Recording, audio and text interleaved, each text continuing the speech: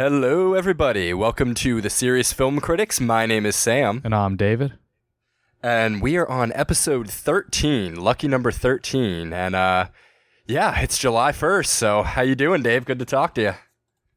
I'm doing pretty good. Just saw Baby Driver today, which we're going to be talking about, and then I had to go straight to work, which was not very fun at all, but, you know, Fun that's what I times. sacrificed But for the show. You had 5 to 10? Yeah, I got off a little before 10, but it was close. I almost had to stay after 10 because of the way my job is, so. Oh, the sacrifices we make Yes. for this podcast.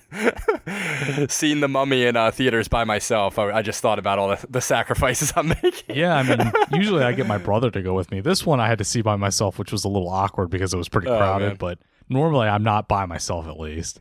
Yeah, it's just those times you gotta say screw it. But yeah, man, I'm doing well. I'm going to the beach tomorrow, so I'm pretty pumped. Actually, I could go to the beach on Monday and Tuesday, but I don't think I actually like the beach that much. So, Oh, really? Were you like, is your family going, or do you just? yeah, they're actually there now, at my aunt's beach house, and I'm just like, I mean, Are I they can in Ocean? go. Are they in Ocean City? No, it's like in Virginia somewhere, like a smaller Oh, beach. like Virginia Beach or yeah, something. down that way. Nice. See, we're going to Rehoboth, so it's gonna be pretty good. I'm not really a fan of staying there for like a week or more, but we're going for 4 days, so it's gonna be pretty good. Jess, my girlfriend Jess, has never been there, so Oh, it's wow, gonna be really? nice. Yeah, I No, feel like she's- Ocean City and Rehoboth, they're a little better because you have the beach and the boardwalk. Like where my family's at, it's the beach and that's it. Yeah, there's not much else to do. Like, I like the beach, but there has to be like other stuff to do there. Like, I can't just sit on the beach like every day. Yeah, exactly, because you get sick of it pretty quick. Yeah. All right, everybody. Well, we got an awesome episode for you. We have some fantastic stuff we're going to be talking about. We're going to be kicking it off with some news. We're going to be talking about this debacle known as the Young Han Solo movie and everything that's going on there. We're going to be talking about some trailers, and our review is going to be Baby Driver, the Edgar Wright movie, and that should be interesting. And we're going to finish it off by talking about a pretty interesting top 25 of the 2000s list that New York Times recently released, and we may have some opinions on that as well as giving our own lists out. So it's going to be a good episode. Yeah, you're going to want to hear our lists because, they're very educated, critical worthy lists. I mean, they're very serious lists. So very, very serious. we worked hard on these lists. We spent a lot of time doing our research. I did too. I was on IMDb. I had my little notepad out. I was thinking hard, man. I put some thought into it. That's for sure. Yeah, I definitely struggled with this one. Oh man, there's so many good movies in the year 2000. We're going to start with 2001. It was tough leaving out a couple of those 2000 movies. Oh, yeah, there was a lot of movies from 2000, and I was shocked that I wanted to put on there. Yeah, I was too. I was like, oh, it's not going to be a big deal at all. And then I looked at the movies from 2000. I was like, oh, Yeah, I I want was that on like- there so bad. I was like, I'm going to put Unbreakable on here. Oh, nope, just kidding. Gladiator? Nope, that's out. Requiem for a Dream. Yeah, I mean, some like powerhouse films. Seriously, it was a big year. The millennium. It was, really. Ushering it in with some greatness. Alrighty, so you want to kick this thing off? We'll do some news. Yeah, All right, we're going to be talking here about this young Han Solo movie, which is going through some drama right now, to say the least. So this thing, when is the release date for this? 2018, I think. yeah, I believe so. Yeah, and it was up until a few days ago, it was directed by Lord and Miller, who did 21 Jump Street and the Lego Movie. But recently, they were literally removed from the project due to quote unquote creative differences with the head honchos, Kathleen Kennedy, who's president of Lucasfilm, as well as Lawrence Kasdan, who wrote Empire Strikes Back, and I think he's writing this one too, and he wrote a lot of big Star Wars movies. So yeah, they were literally pretty much forcibly removed from the project. So it's some pretty serious turnover going on there, and apparently Ron Howard has stepped in to like emergency direct the movie. Did you see like I saw an article on IGN and it was talking about like all the shit that's going on set. Did you see this? Yeah. I don't know if I saw that article, but there's so much going on. Like, I don't even know where to start. Like, one of the biggest things that I was literally losing it at this. I guess they, Kathleen Kennedy and Lawrence Kasdan were like looking at the dailies or whatever of like what they had filmed so far, and they literally felt like the Han Solo character, as well as the performance by whatever that guy's name is. I don't even know who's starring in it, but I don't really care either because I I'll get into it, but I hate the idea of this movie. But I guess they felt he had turned the directors had turned the character into like Ace Ventura, basically. I know. Did you hear that? His acting sucked. Yeah, they had to hire an acting coach and bring an emergency acting coach in, but they literally felt like the character was like one step away from Ace Ventura. Oh my god. Oh my god. I can't believe this guy made it through the auditions. Like, this guy, I don't know what else he's done. He beat out a lot of better actors, and like apparently they bring him in, and then they're like, "We need to bring in that's not something that happens on films often at all. Where like they're not satisfied with the performance of their lead of like a big blockbuster film, and they bring in an acting coach. God, I mean, that's got to be so much stress and pressure on whoever that main actor there. Like, I would be sweating bullets, man, if the directors get fired. There's an acting coach that's brought in, and my performance as Han Solo is being compared to Ace Ventura. Man. That you're in the crapper when that's going down. Well, did you see also apparently? I don't know if they brought in the same acting coach. Apparently, with Rogue One, Lawrence Kasdan was doing the same thing where he was like meddling with the film a lot, and he brought in like his own people. And they said it was okay because it was a younger director and he wasn't like, used to doing his own stuff is all. And then with these guys, when that happened, they basically like, we're not going to let you run our film. We're going to do it our way. And that's basically why they left. Yeah, I have mixed feelings about that. And yeah, apparently Lawrence Kasdan came in to like shadow direct. But one thing, I'm also like shocked at how much, what's the right word? Like how much clout these guys seem to have. Like, I mean, these guys freaking directed 21 Jump Street and the Lego Movie. And don't get me wrong, I actually like both of those movies.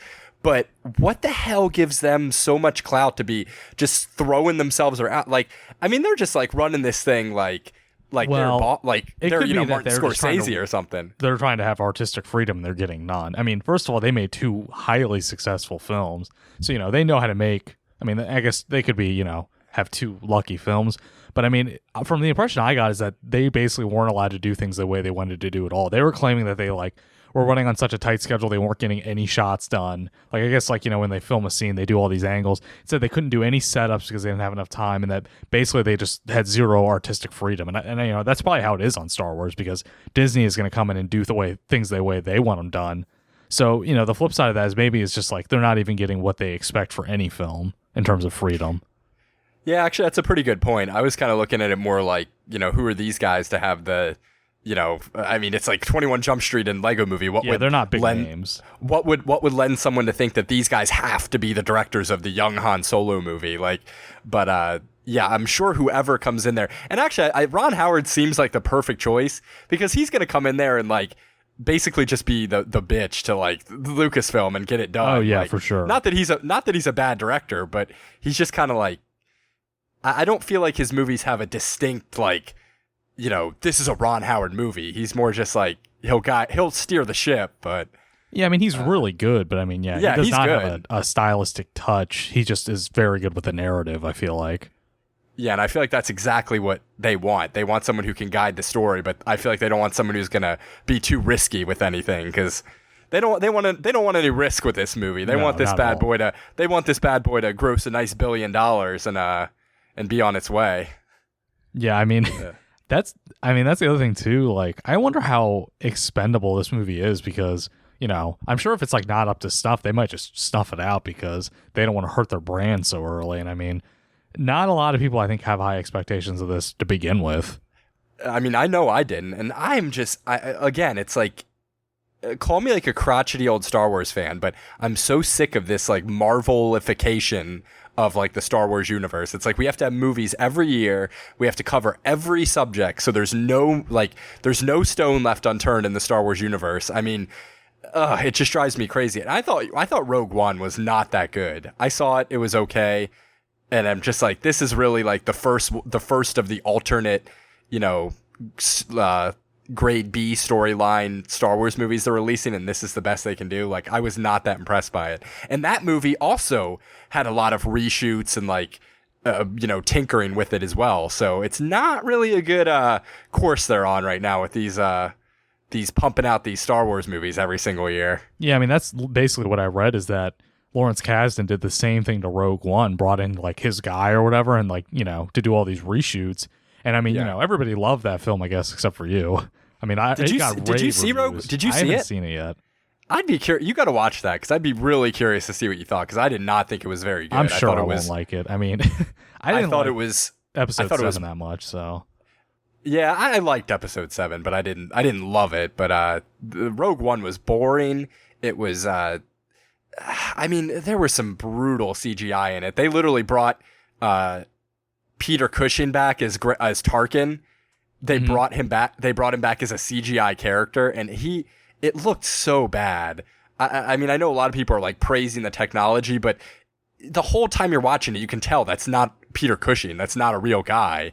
It's and they brought Carrie Fisher back as young Princess Leia at the very end. Like, it's just everything about these movies just grinds my gears. It's like the desire to just literally connect everything in the Star Wars universe. Like, we can't have anything that's not on screen. Everything has to be literally just snap into place like a Lego piece. Like, it just drives me crazy. Which is frustrating because the universe has all this good lore and setup for other mediums, like, games and books and stuff.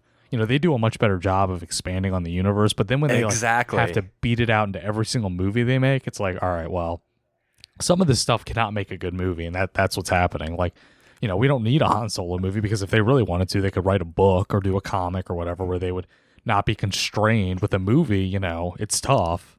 Exactly, and what frustrates me is, like, it's not like Han Solo was 50 years old in A New Hope. I mean, what was he, like, 30? Yeah, like, he was literally, like, maybe 30. Yeah, like, what is this going to be like? And this guy, this isn't going to be, like, teenage Han Solo, so what is this, like, mid-20s Han Solo? Like, do we really need to see Han Solo, like, 2 years before A New Hope? Like, screw that, man. Just leave it up to our imaginations. Like, that's good enough for me. I don't need to see a young Han Solo movie. Especially with some guy that doesn't even look like Harrison Ford. Yeah, or even, I know, right? Like, this guy's not going to do it justice. And Donald Glover is playing Lando Calrissian. I'm really sick of him. It's not even that I hate him. I just think he's going to be... He just doesn't... I just don't see any of these guys as those characters. And yeah, I mean, everybody loves him because, he's a funny actor. But, I mean, he has like, nothing in common with Billy D. Williams. I mean, Billy D. Williams is not going to be like some... He wasn't like some screwball, and that's what Donald Glover is going to do. Yeah, they're both going to be like goofy, and like yes, Han Solo and Lando Calrissian can be funny characters, but there's like they're so grounded in like roguishness and I don't even know how to describe it. Like, they're not goofy like these guys are going to be, and it's just going to drive me crazy. Like, I feel like this is going to be like a stupid like buddy cop movie or something. I mean, I could see it being if Lord and Miller had stayed on, it probably would have been like 21 Jump Street with Star Wars characters. Like, Channing Tatum would be Han Solo and Jonah Hill would be like Lando, except, obviously Donald Glover and whoever the other guy is, but it would be like that buddy cop element, and it would just drive me crazy. Yeah, I mean, and another thing is, Han Solo was like a really well-developed character in the films. So to do this is almost like insulting to that because it's like we know what kind of person he is and a lot about his backstory because of how they did the films. Yeah, I'm just real curious to see who they're going to have to like just squeeze into this movie too, because I bet Jabba's going to be in it. Oh, he has to be because I wouldn't be surprised if Boba Fett was in it. They managed to shoehorn that in. I bet Boba Fett is in it because they had run-ins before A New Hope, so I bet Boba Fett's in it. Who else is going to be in here? I wouldn't be surprised if like we get a glimpse of Yoda somewhere. Like, oh Yoda, my god, Obi-Wan. It's going to be Obi-Wan. Yeah, watch him be Obi-Wan. I guarantee you they're going to be like driving by in a speeder on like Tatooine to go to Jabba's palace, and they're gonna see like Obi-Wan like step out of his out of his hut or something. Like, yeah, oh my god, it's gonna be so gross. Like a baby Luke is gonna be in there. Like, they'll drive by his plantation, or not plantation, his little his moisture farm, and baby Luke will be there. It's gonna be so gross. I can already see this stuff happening. Oh god! I wouldn't even be surprised. I wouldn't even be surprised if they squeeze Carrie Fisher in there somehow. I have no idea how they would do it, but it just wouldn't shock me. Just hit all the faces because that's what people want to see. Yeah. Oh my god. I don't know. I am quickly losing faith in the Star Wars universe. I'm beginning to question, like, am I really a true Star Wars fan? Because I literally despise. I hate more than I like within the Star Wars universe. So it's like, at what point do I just become like a purist, or I was like about to say that's just what you are as a purist. I mean, there were a lot of people that did not want the prequels to be made. They felt the same way when that happened. And, at least with the prequels, it was 3 movies. They told the story. That's it. Now it's like, all right, let's beat this money horse into the ground and then let us beat its just bones into dust. Seriously, like let's just pump out any story we can within this universe. I mean, there's going to be, I bet there's going to be like a Cantina movie with the people from the Cantina, and like, oh my God, I'm just like spitballing here about what they could possibly do. And well, they're doing Boba Fett. I know that's happening. They could do another Obi-Wan movie. That drives me even more crazy, the Boba Fett thing, because part of my love of Boba Fett, part of what makes him such a great character is that he is mysterious. You don't know anything about him. Like, that's what makes that character, in my opinion, so great, is that he's so mysterious. And if they just pump out a Boba Fett movie, it's like, oh, he was actually just a nice Australian kid that, lost his dad. And yeah, you're right. I mean, that was like one of the most popular characters, and he was only on screen for literally a few minutes. Yeah. Oh, God. I don't know. Because, at this point, I hate more of these movies than I like. I mean, I love all the original 3. I hate all the prequels. I'm lukewarm about Force Awakens. I guess I do like it, but I don't love it. And I'm not a fan of Rogue One, and I have a feeling this movie is going to tip the balance. But really, like, Star Wars fans love all of this. Like, they eat it up. Like, they love the prequels. I've seen all kinds of threads and stuff about how much they love, Anakin and the prequels, and they love all these young whoever movies, and they're like, I don't know that it's everybody. There are a lot of people that, the more aware fans that are really getting upset that this is being turned into a cash cow. I think that there's a bigger base of people. It's just that Star Wars is so popular.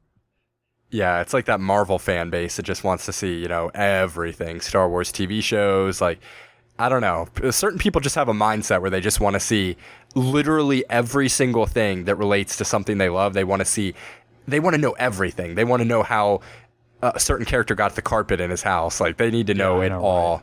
Right. But yeah, this is, I don't know. Part of me is kind of happy all this turmoil is going on in this young Han Solo movie, but I don't know. I mean, now that Ron Howard's directing, I feel like it's going to be, it's going to be fine. Like, it's going to be, probably along the lines of Rogue One, like a fine movie. I'm probably not going to be crazy about it, but it's going to keep this thing afloat, and we're going to be getting 10s of 20s more sequels on top of it. Yeah, it's a bleak future for Star Wars, I gotta say. Man, I would pay money to see those dailies, though, where I know. And he's looking right into the fire. Oh my God, where he's looking like Ace Ventura. Oh, I would do anything to see those. Like, that's the movie I want. I want that movie released, and that would Oh my God. All right, anything else with that, or you want to I think we need to move on from this, because we're just getting annoyed. Yeah, it's just grinding my gears. So, all right, our next topic is kind of a big announcement. And this is a little bit old at this point, maybe a week or two old, but it's still worth talking about. Daniel Day-Lewis, 3-time Oscar winner, is apparently retiring from film. So this was released, I think, a couple weeks ago. So he'll be in a Paul Thomas Anderson movie later in the year called Phantom Thread, where I think he's playing like a fashion guru in like 1950s London or something. And I think that's going to be apparently his last movie, at least for any time soon. So what do you think about that bombshell? I'm gonna be honest. I don't know like how he is compared to other actors, but I've heard that an actor's retiring from acting plenty of times, and then they've come back. So I could easily see him like, oh wait, somebody wants to work with me. I haven't worked with them. I'm coming out of retirement. Yeah, I could definitely see that too, especially since he's taken breaks before. Like, he's really like unorthodox in his career choices anyway. Yeah, I mean, like he does movies so infrequently. Yeah, and he'll take a long time off. Like, I can't tell if like I would like this guy in real life, or I would find him to be like the most insufferable person. Like, apparently in the 90s, I think it was after he did like My Left Foot and Age of Innocence, he took like the late 90s off to do, he was literally like an apprentice shoemaker in Florence, and that's what he did. Like, this guy, I don't know, man. He's into his craft, but I mean, he really is. He knows he's the best. That's all he thinks about, probably. Yeah, and he's definitely, and I've heard stories, but apparently he is always in character on set. Like no You matter just what. imagine on Gangs of New York, like Oh my! Just walking around as Bill Butcher, like you imagine him just going up to like DiCaprio, like I'm gonna paint Paradise Square with your blood, 2 coats. Oh my god! I have mad respect for him, especially being an actor myself. Like he's a genius. Like he's great, but I can't rank him up there among my personal favorites because he's just I don't know. Like it's not that. I have such respect for him because he is a chameleon and I know nothing about him as a person.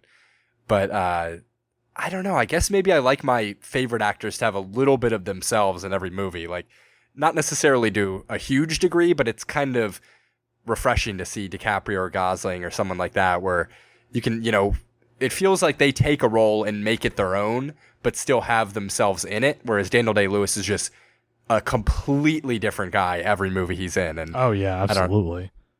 But I think I kind of prefer the other style. But he's definitely a great talent. I mean, what's your favorite movie of his? Gosh, let me think. I mean, I guess the one I could think of would be Gangs of New York. I'm trying to think what I've seen that he's in. I've seen a few. Age of Innocence, definitely not that. No, not that either. Even though it's a Scorsese, but it's not my favorite. I think Gangs of New York too. I love that movie, but I have a lot of problems with it, but he is unbelievable in that movie. Oh, like yeah, that. I mean, that's just... Bill the Butcher is just so memorable. Yeah, I mean that performance is just mind-blowingly good. Yeah, it really is. He kind of outshines my boy in that too. Leo, that's not one of my favorite Leo performances. And Daniel Day-Lewis kind of just takes him to school in that. Oh yeah, he definitely does. He really does. Especially it's like younger Leo, who was just kind of, I don't know if I think that might have been his either first or second Scorsese movie, and it's just, I don't know if he was quite ready for it yet. Yeah. But yeah, sad to see him go. Anything else about him, or just want to jump? I mean, like I said, I don't know that it's even gonna last, so we'll see. I think he's like trying to keep this perfect track record, which I almost feel like is almost like a strike against him. Like he does not do a movie unless he knows it's going to be amazing. I agree. He's almost too selective. Like, every movie he's in is like just Oscar bait, and I don't know. It's like this huge, larger than life character. It's like I feel like maybe that's my problem with him is I feel like he just takes himself too seriously, and I don't know. I'm just not a huge fan of that. Like I like a little levity in my actors, and he is so ultra serious all the time. It's just, it's kind of a little too intense for me. Yeah, he doesn't take many risks with his role he picks. I mean, he picks like difficult roles, but he does not pick roles that, he thinks are going to be like, and this is going to require me. He's like, okay, this is a good role, good director, good writer, good actress around me. Yeah, pretty much. He's like that head coach in like a sport that, will only go to like the best team. It's like, you know, Steve Kerr coaching the Warriors or something, like he's going to go to the team that's the best every time. Like, but, all right, well, let's move on. So, we'll talk about some trailers then. Dave, you want to lead off and bring up a couple of these trailers for us to sink our teeth into? I mean, I saw a lot of trailers and I want to touch on a few of them, but the first one I want to talk in depth about is the Jumanji trailer. What's it called? Jumanji? It has a subtitle too. I forgot what it is. I know. I can't remember what it is, matter. But screw it. So, basically, Jumanji is back. It's the classic film, Robin Williams, about the board game that comes to life and also can trap people inside it. And in this, it's about a group of kids that find Jumanji the video game, which is like some old NES game or Atari game or something. And then it sucks them in, and like they all become characters in the game. Like one kid becomes The Rock. One big kid becomes Jack Black, and then the movie is basically like them. They have like video game powers, I guess, and they're like, they're actually in Jumanji this time, which I thought that idea was cool, but I thought the rest of it just looked like fucking shit, to be honest. Yeah, I agree. I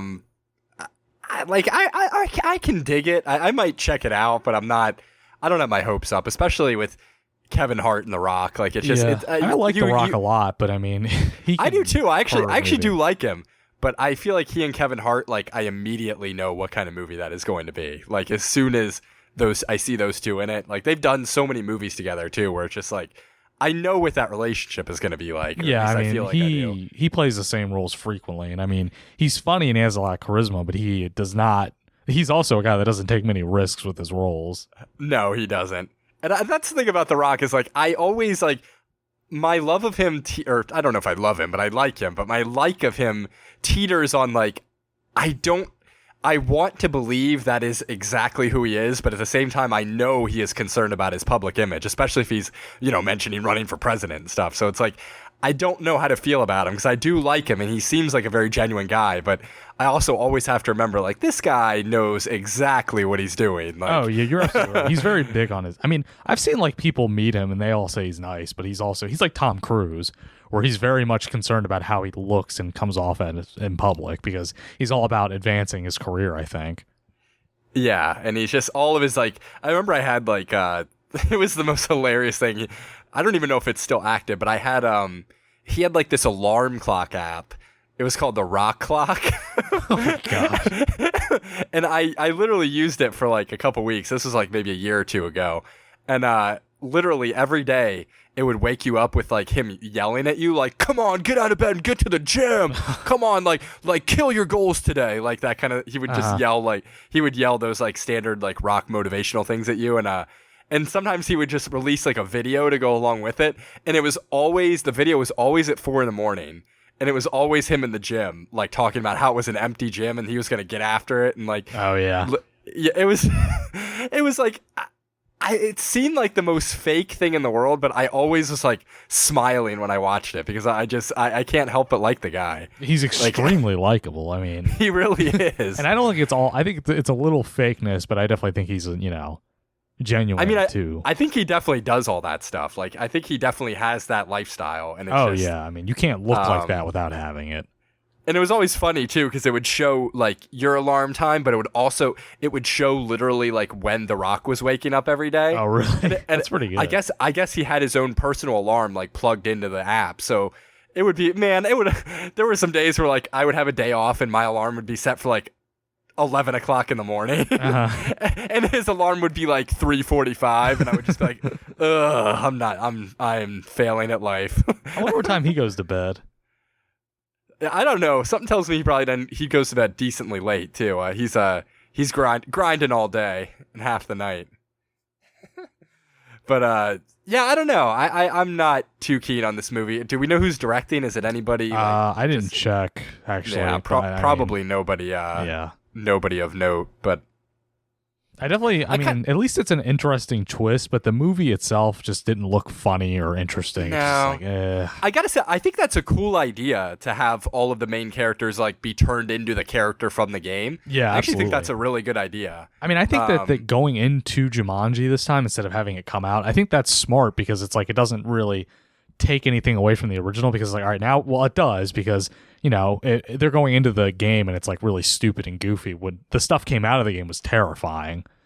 Yeah, exactly. I think that'd be a little too much of a rehash if they had the things coming out of the board again. Like it would be like, okay, this was done better the first time. Like, yeah, you're right. Yeah, I think it's a cool idea to go into the game. I just feel like as soon as they're in the world and like the novelty of that wears off, it's literally just gonna be like, okay, this is like The Rock and Kevin Hart screwing around and that's about it. Yeah, getting hijinks. You haven't seen Jack Black in a while. I was kind of interested to see he hasn't been doing much. I don't even remember the last movie I saw him in, like in theaters or anything. I think his career has been hurting. Like he made a couple of bombs, like Gulliver's Travels. I think he made that Goosebumps movie, which actually did pretty well. Oh yeah, he did. I didn't see it, but that's the last thing I remember him even being in. I mean, he may just be, enjoying life, or it could be that, like I said, I think he made a couple of bad films, and that could have hurt his career. I'm not really entirely sure. I wonder, is he still doing like Tenacious D stuff? He might be going on tour. We should probably know this. That's very possible. Yeah, we probably should, because I love that movie, and I love, but I don't know. Good music too. They do. The songs are actually good, but I don't know. How old is that movie? Tenacious D. Yeah. Like 10 years old, I think. 11 years old. Oh, my God. I keep thinking 2006. Oh, man. We're getting old, man. Yes, we are. Well, Pirates of the Caribbean came out in like 2003, dude. Oh, my God. Old. Let's move on. Yeah, let's move on. All right, what other trailers do we have? Let's talk about that Daddy's Home 2 trailer. Oh, right. So what I thought was really interesting about that, it's a sequel to the first movie, which I've seen most of, about the stepdad that's way cooler than Will Ferrell. And in this one, both of their dads are coming to visit. And what I thought was really interesting is the reveal is that Mark Wahlberg's father is played by Mel Gibson. And he's obviously ultra cool. And I thought that was hilarious because it's Mel Gibson. I literally laughed out loud when he came down the escalator. Like, I have no hope that this movie is going to be good. I didn't see the first one. I think I saw maybe 10 minutes of it when it was on TV and it looked awful. But I thought that was pretty funny when Mel Gibson came down because this is like the antithesis of what you feel like a movie Mel Gibson would be in. Oh yeah, absolutely. I mean, he used to be a really serious dude for the longest time. He's also done a lot of comedies, but especially like I guess more recent Mel Gibson. Because now that I think about it, he did that movie What Women Want. Yeah, I was just thinking of that. Which was I actually like that movie, but it was a pretty crazy move, like screwball comedy there. But you do not think of Mel Gibson doing a movie like this at this age, considering how he's been the last 5 or 10 years. Well, it's also interesting because he basically went into exile after his whole thing happened with the getting drunk. And I mean, I just thought it was interesting that they would play him like that because it's like that was seeing him was like, oh, who Mel Gibson is, but I don't know how many people still like Mel Gibson after that. I mean, it's been a long time, but that destroyed his career. I gotta say, I'm not. This movie looks like garbage, but I'm not I don't really love Mel Gibson as a person, but I like him as an actor and a director. I think he's got a lot of. He definitely has a vision. Like he's He's very good. I thought Apocalypto was a really good movie. Did you see Hacksaw Ridge? I didn't, but I heard a really good thing. So I heard pretty good things about it. So, and I mean, as an actor, I've liked a lot. I love him in Signs, and I mean, obviously, he's great in Braveheart. But I don't know. It's kind of sad that he's been so cast aside. But at the same time, I mean, he has done some pretty reprehensible things in his. He definitely deserved to take a public big hit, life. But I mean, yeah, he did. Really. He really got destroyed up by that. I mean, he was like a top talent. He was probably like one of the biggest names in Hollywood for a few years. He really was. Yeah, I mean, about like early 2000s, like probably like for a 10-year stretch there, from like late 90s to early to mid 2000s. I mean, he was huge. But I guess it's good to see him now. Like, it's good to see. It's good to see him like making fun of himself because if he's in a movie like Daddy's Home 2, he's gonna be making fun of himself. Oh yeah, I'm sure of it. Which I think is a pretty welcome sign. I just wonder, like I said, if he's going to be back for good or if this is just a one-off thing.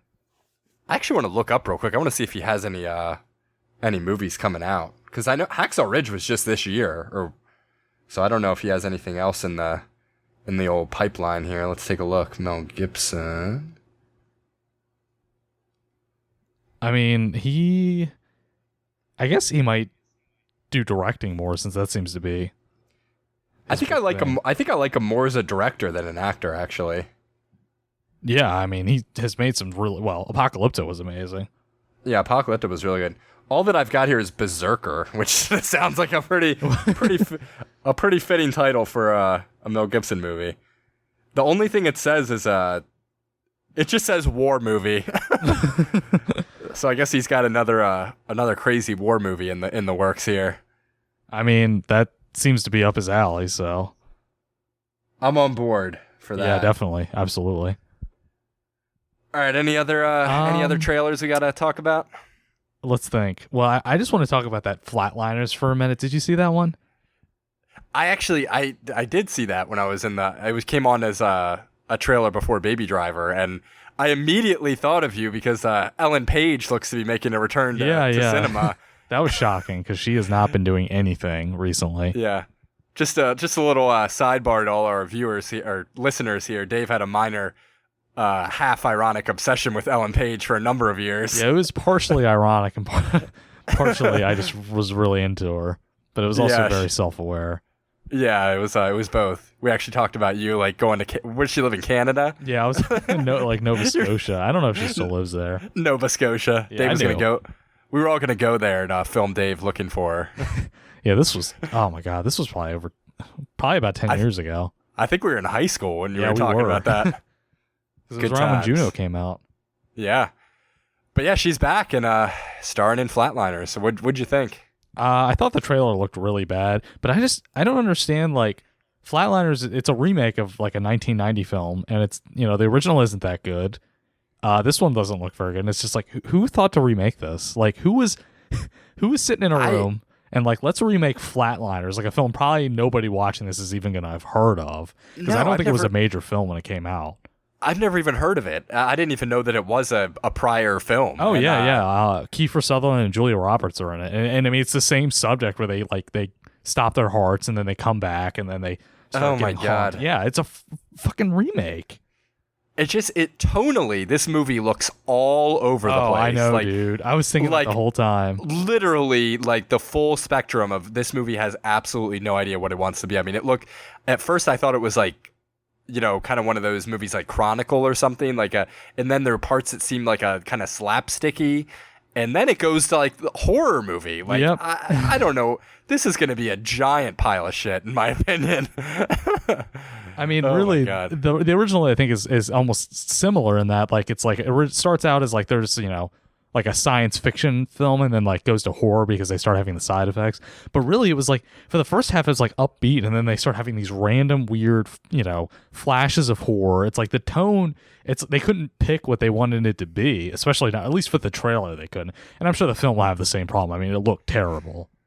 Yeah, it did not look good at all. Visually, it didn't even look very interesting. Like, I also think Ellen Page kind of stuck out because, I mean, every film she's in, it's like, oh, this is Ellen Page. She has a very unique screen presence.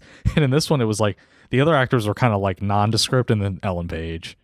Yeah, and it just, she does have that very, like, I feel like that acting style really works for a certain type of movie, but if she's in a movie that she doesn't fit in well, man, she really stands out. Like, she just got that way of talking, like that. Oh yeah, I mean, it's very unique. It's gonna be like this. Like, how you do? I can't even do it, but it's just very distinctive. She's a good actress, but yeah, she definitely puts the majority of her own self into her roles, for better or worse.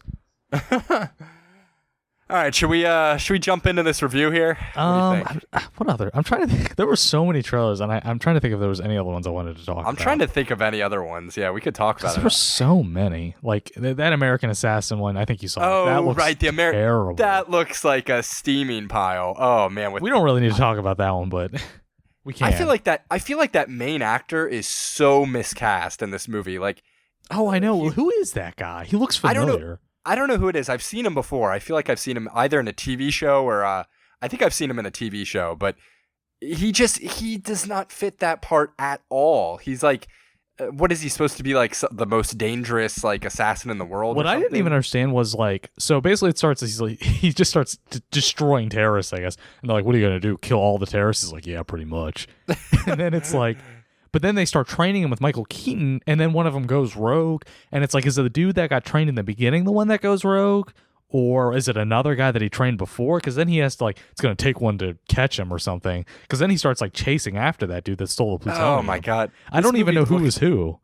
This movie just looks like the most convoluted, plot-driven garbage. Like, oh, my God. It kind of looks like The Recruit. Did you ever see that with Al Pacino? Oh, yeah. That was a bad movie. This looks even worse than that, though, because at least that, Al Pacino and Colin Farrell were all right. Like, this... I mean, I like Michael Keaton, and I'm glad he's, like, back. Yeah, but me too. This does not look like a particularly good role for him, and that main actor is just, like, insufferable. Like, I can't... He does not look good in this at all. And just totally ill-fitting. The whole time I was just sitting there, I was like, is this a joke? This looks like a joke trailer. Yeah, it does. He's got, like, that little tousled haircut with, like, the peach fuzz, and, like, he just looks like... I don't know. And I mean, I guess they're maybe going for like, oh, you wouldn't expect this guy to be the most dangerous assassin in the world, but guess what? He is. Like, it just looks terrible. Oh, God. Yeah. I didn't see really any good trailer. The only good trailer I saw was the Blade Runner trailer. Saw that again. Yeah, the whole time I was like, yeah, awesome. I know. I see that trailer every movie I go to see, and I'm literally like, I'm just geeking out. I'm just like, yes. Like, this is. Yeah, I was like, fuck yeah. This is going to. It's like Ryan Gosling just staring down at that book with like the pages torn out, and I'm just like, oh yes, what are those pages? Oh man, that movie! I'm gonna be there opening night, I think. Yeah, we're doing. I think we should just like literally see that and review it opening night, because that could be like a live episode. In fact, that could be a live episode. We should like start reviewing it as we're getting out of the. While we're walking to the car. unless it turns out to be shitty. But That's just know it. it can't. I know happen. it won't be. There's no Harrison Ford looks amazing in that too. He looks like I don't even know if younger is the right word, but he just looks good in that. Oh, he movie. looks really in shape for sure. He does look in shape, and like his face doesn't look like an old catcher's mitt, like like He bad looks in good. Star Wars, I think. Yeah, he dressed cool in that, but he looked really old. I also like. I'm wondering. Obviously, it's going to tie into the movie big time. The first one, because this is almost like there were a lot of theories about the first one, and this is going to put most of them to bed because first of all, he's still alive, and that was kind of like a thing with the first one. Yeah, I guess theories about whether he's a replicant or like who knows what it's going to be, what it's going to follow. Yeah. I'm All right. so excited. So I excited. think we can get into the review finally. We've been at this for a while. Yeah.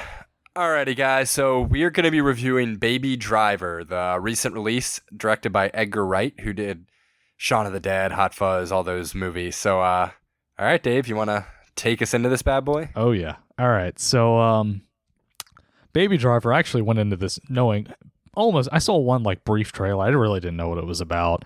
It's basically about the spoiler-free review. If you want to hear this, is it's about this guy named Baby. His name is literally Baby. He's works for Kevin Spacey, who's a crime kingpin, and they basically rob banks. And he's the getaway driver. And all the time he listens to music. That's his thing. Is he likes to listen to all these different kinds of music. And Kevin Spacey, every time he robs a bank, he has a different crew do it. Just I don't know. I guess that's to keep loose ends tied up or whatever. And throughout the film, he's doing heists. And he meets a girl at a diner and falls in love, and then decides he wants to get out from the underworld, but Kevin Spacey has other plans. So now for the spoiler review, basically opens with he's dropping his crew off. It's John Bernthal. I forgot what his character name is. John Hamm, right? He plays a character named Buddy. Yeah. And John then Hamm. There's a girl, I don't know her name. She plays Darling. They all have nicknames, and they get out. They rob the store. He puts in his music. He's listening to that. They get out. He gets on an amazing car chase. Just effortlessly loses the police, and then they go back to find Kevin Spacey. And then he does this like long sequence where he gets the coffee. I guess that's his thing. He has to get the coffee for them after they do the heist.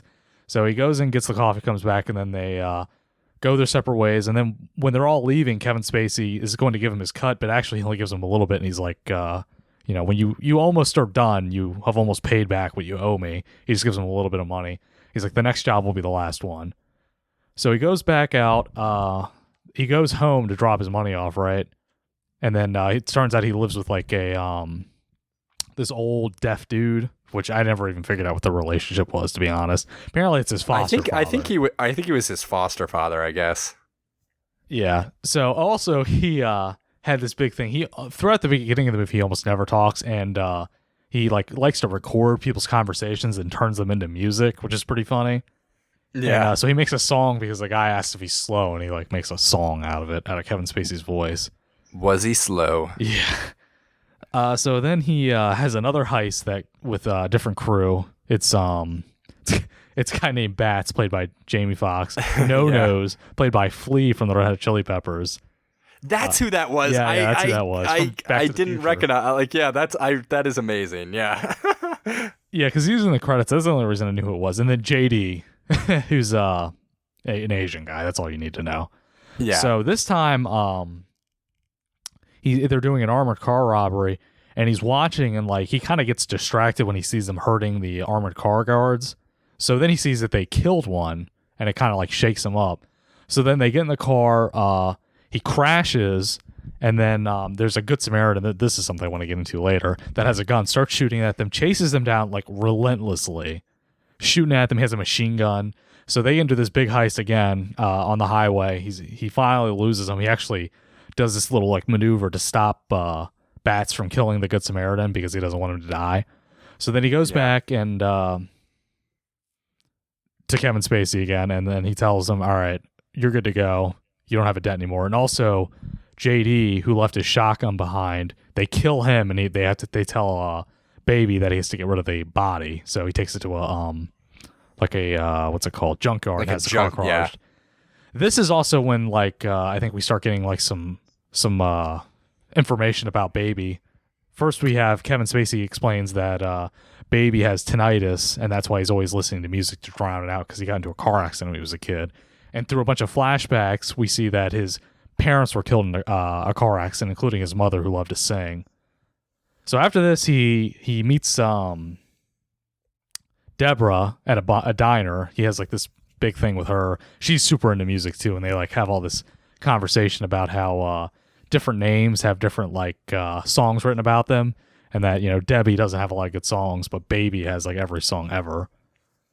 Right. So he becomes a pizza delivery man, and he takes Debbie out to dinner, and then he runs into Kevin Spacey again, who's basically like, "You're going to do another job with me, or I'm going to kill everybody you love." So he's like, "All right, I guess I'll do it." The whole time, he's obviously thinking about a way to get out, and so first I think he's just going to do it. So they go to the post office because they're going to steal a bunch of money orders, which I thought was funny. And they go to the post office and they take Kevin Spacey's nephew. What's his name? The little boy. His name's Sam. Sam. He was pretty good. Yeah. They go to the post office. They scope it out. He has like a kind of a conversation with the post office employee who also is really into music, coincidentally. And the next day they have to go to buy guns, but it kind of like all goes to crap because Bats recognizes one of the guys as a cop, and they kill everybody. Darling gets shot in the arm. They go back to the diner on the way there, which happens to be the diner Deborah works at, coincidentally again. And Bats, who is just at this point just acting like a total psychopath, he's about to like, I guess I don't know if he's going to kill her or rob it, because he pulls his gun out, but Baby stops him. I can't remember. I feel like he suspected that she knew him and he wanted to just take her out. Yeah, at this point he's just killing everybody he comes. Yeah, he's a loose cannon. So he stops him from doing that. They leave. They go back to Kevin Spacey, and he's like, this part was amazing, where they come in and he's sitting in a dark room and he just says bananas. And he explains that those were his guys, and that if they don't call to say bananas, that I forgot. I didn't hear fucking bananas. Yeah, and then he explains, yeah, they were cops. They were my cops. Obviously, Bats, he's just an idiot. So he's about to call the heist off. He even asks Baby, he's like, you know, it's up to you. We can do the heist or not. And he says yes, I guess because he doesn't want Bats to kill him. But that night, he actually... he calls Deborah, and he's like, tonight we're going to like... Because earlier he had talked about like driving west with her and just leaving everything behind. He's like, tonight we're going to meet and go west. But when he tries to sneak out at night, Bats first finds the recorder that he uses to record stuff, and they think he might be a police mole. And then they catch him trying to get away. So he has to explain that he makes music with his stuff he records. So they go to his house. They, you know, steal his foster father's wheelchair because Bats, again, is just a psycho. Yep. He's wheeling around in the chair. And then he actually plays the tapes and they're like, okay, you know, or we believe you. Checks out. Yeah, it checks out. But then they like know about Deborah. So they're like, all right, you're still doing the job. But so the next day they go to do the job, and basically he leaves Buddy and Darling. They go in the front, and then he drives around the back, and he sees like this metal rod hanging off the back of a truck. He's obviously like thinking how he's going to use it. Actually, there was some really good foreshadowing with the bull fight earlier. Oh, right. Actually, yeah, I knew I was watching that. I was like, I know that this bullfight is foreshadowing, and yep, he killed the bull. Good observation. Yeah, I love looking out for that. Yeah, so he looks at that. He doesn't do anything, and then Bats gets out. He sits there and he sees the employee he met earlier, and he kind of like nods, like don't come in, like something bad's about to happen. So she goes and gets a guard. So then Bats comes back, and I don't remember if he kills the guard or not, but I think he does something. Yeah, I think he kills him. Gets in the car. Kills the guard. Yeah, they all get in the car. He's starting to get like really upset, and then basically he just turns the airbag off and drives into the truck, killing Bats with a rod. So then they get out and they all start running on foot. And basically, like he's running like crazy. He finally gets separated from Darling and Baby, but he has the cops right on his heel the entire time. So then he finally runs to this mall. He gets into a car. Amazingly, they don't see him hot wiring the car, and then he crashes into Darling and Buddy, who had stolen a pickup truck. Yeah, that was funny. So they get out and just kind of like go Rambo on the cops, and Darling gets killed, and Buddy manages to just kill them all, I guess, in his blind rage. Yeah, that was something. So then he gets away. He goes. I think first thing he does is he goes and gets his foster father, who's deaf. I don't know if I pointed that out. That's relevant. Yeah, you did. Okay. He gets his money that he had saved, takes him to an assisted living home and leaves him there. Then he goes and gets Deborah. And when he meets Deborah at the diner, Buddy's waiting for him. And there's this tense scene where he's got the gun in a newspaper. These cops show up, but they don't know that they're looking for them. So the cops go into the bathroom. I don't remember how he gets the Buddy from there. I know he shoots Buddy. Anyway. Yeah, and then basically gets away, and then Buddy, little do we know, chases after him. Yeah, he shoots Buddy once, it gets away. Buddy kills both of the cops and gets in the cop car. So then he takes Debbie and he goes to meet Kevin Spacey's character, who's apparently Doc. And Doc is basically like, I'm not going to help you, I should kill you. But then when he sees true love, he's smitten. He's like, all right, I changed my mind. I'm going to help you. So he gives him money. I was in love once. Yeah. He gives him money and he's like, yeah, I'm going to help you. So then they go down, and just so happens that like the survivors from that gun deal gone wrong are there for some reason to fight with Doc, which I didn't think made sense. So they get to shit out with Doc. He kills them. He gets shot, and then he gets shot again. And then Buddy shows up in a police car, runs over Doc, and then they get into this like long chase scene with Buddy. It's like Baby and Buddy versus basically. And it's funny, too, because earlier, Buddy was like, what's your song you listen to when you really need to get ramped up? And he says, Brighton Rock by Queen. So Buddy's playing that. He's like, this is your song. And I don't remember what Baby's playing.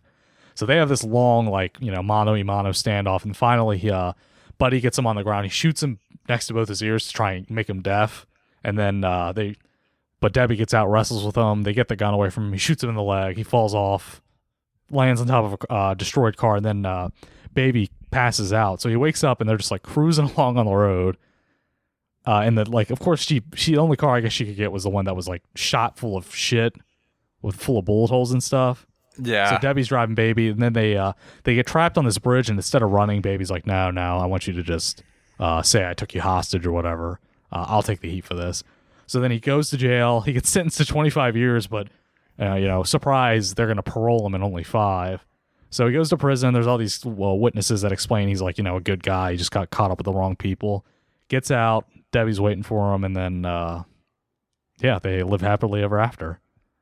That they do. So Dave, what did you think of this bad boy? Maybe from my plot summary, you could tell I had a lot of problems with this movie. It seemed like you like some stuff too. So what do you? Where are you at on this thing? Did you hate it? I liked it. Okay? I actually liked it a lot, but I thought that first of all, I thought the characters were like some of the characters were totally underdeveloped.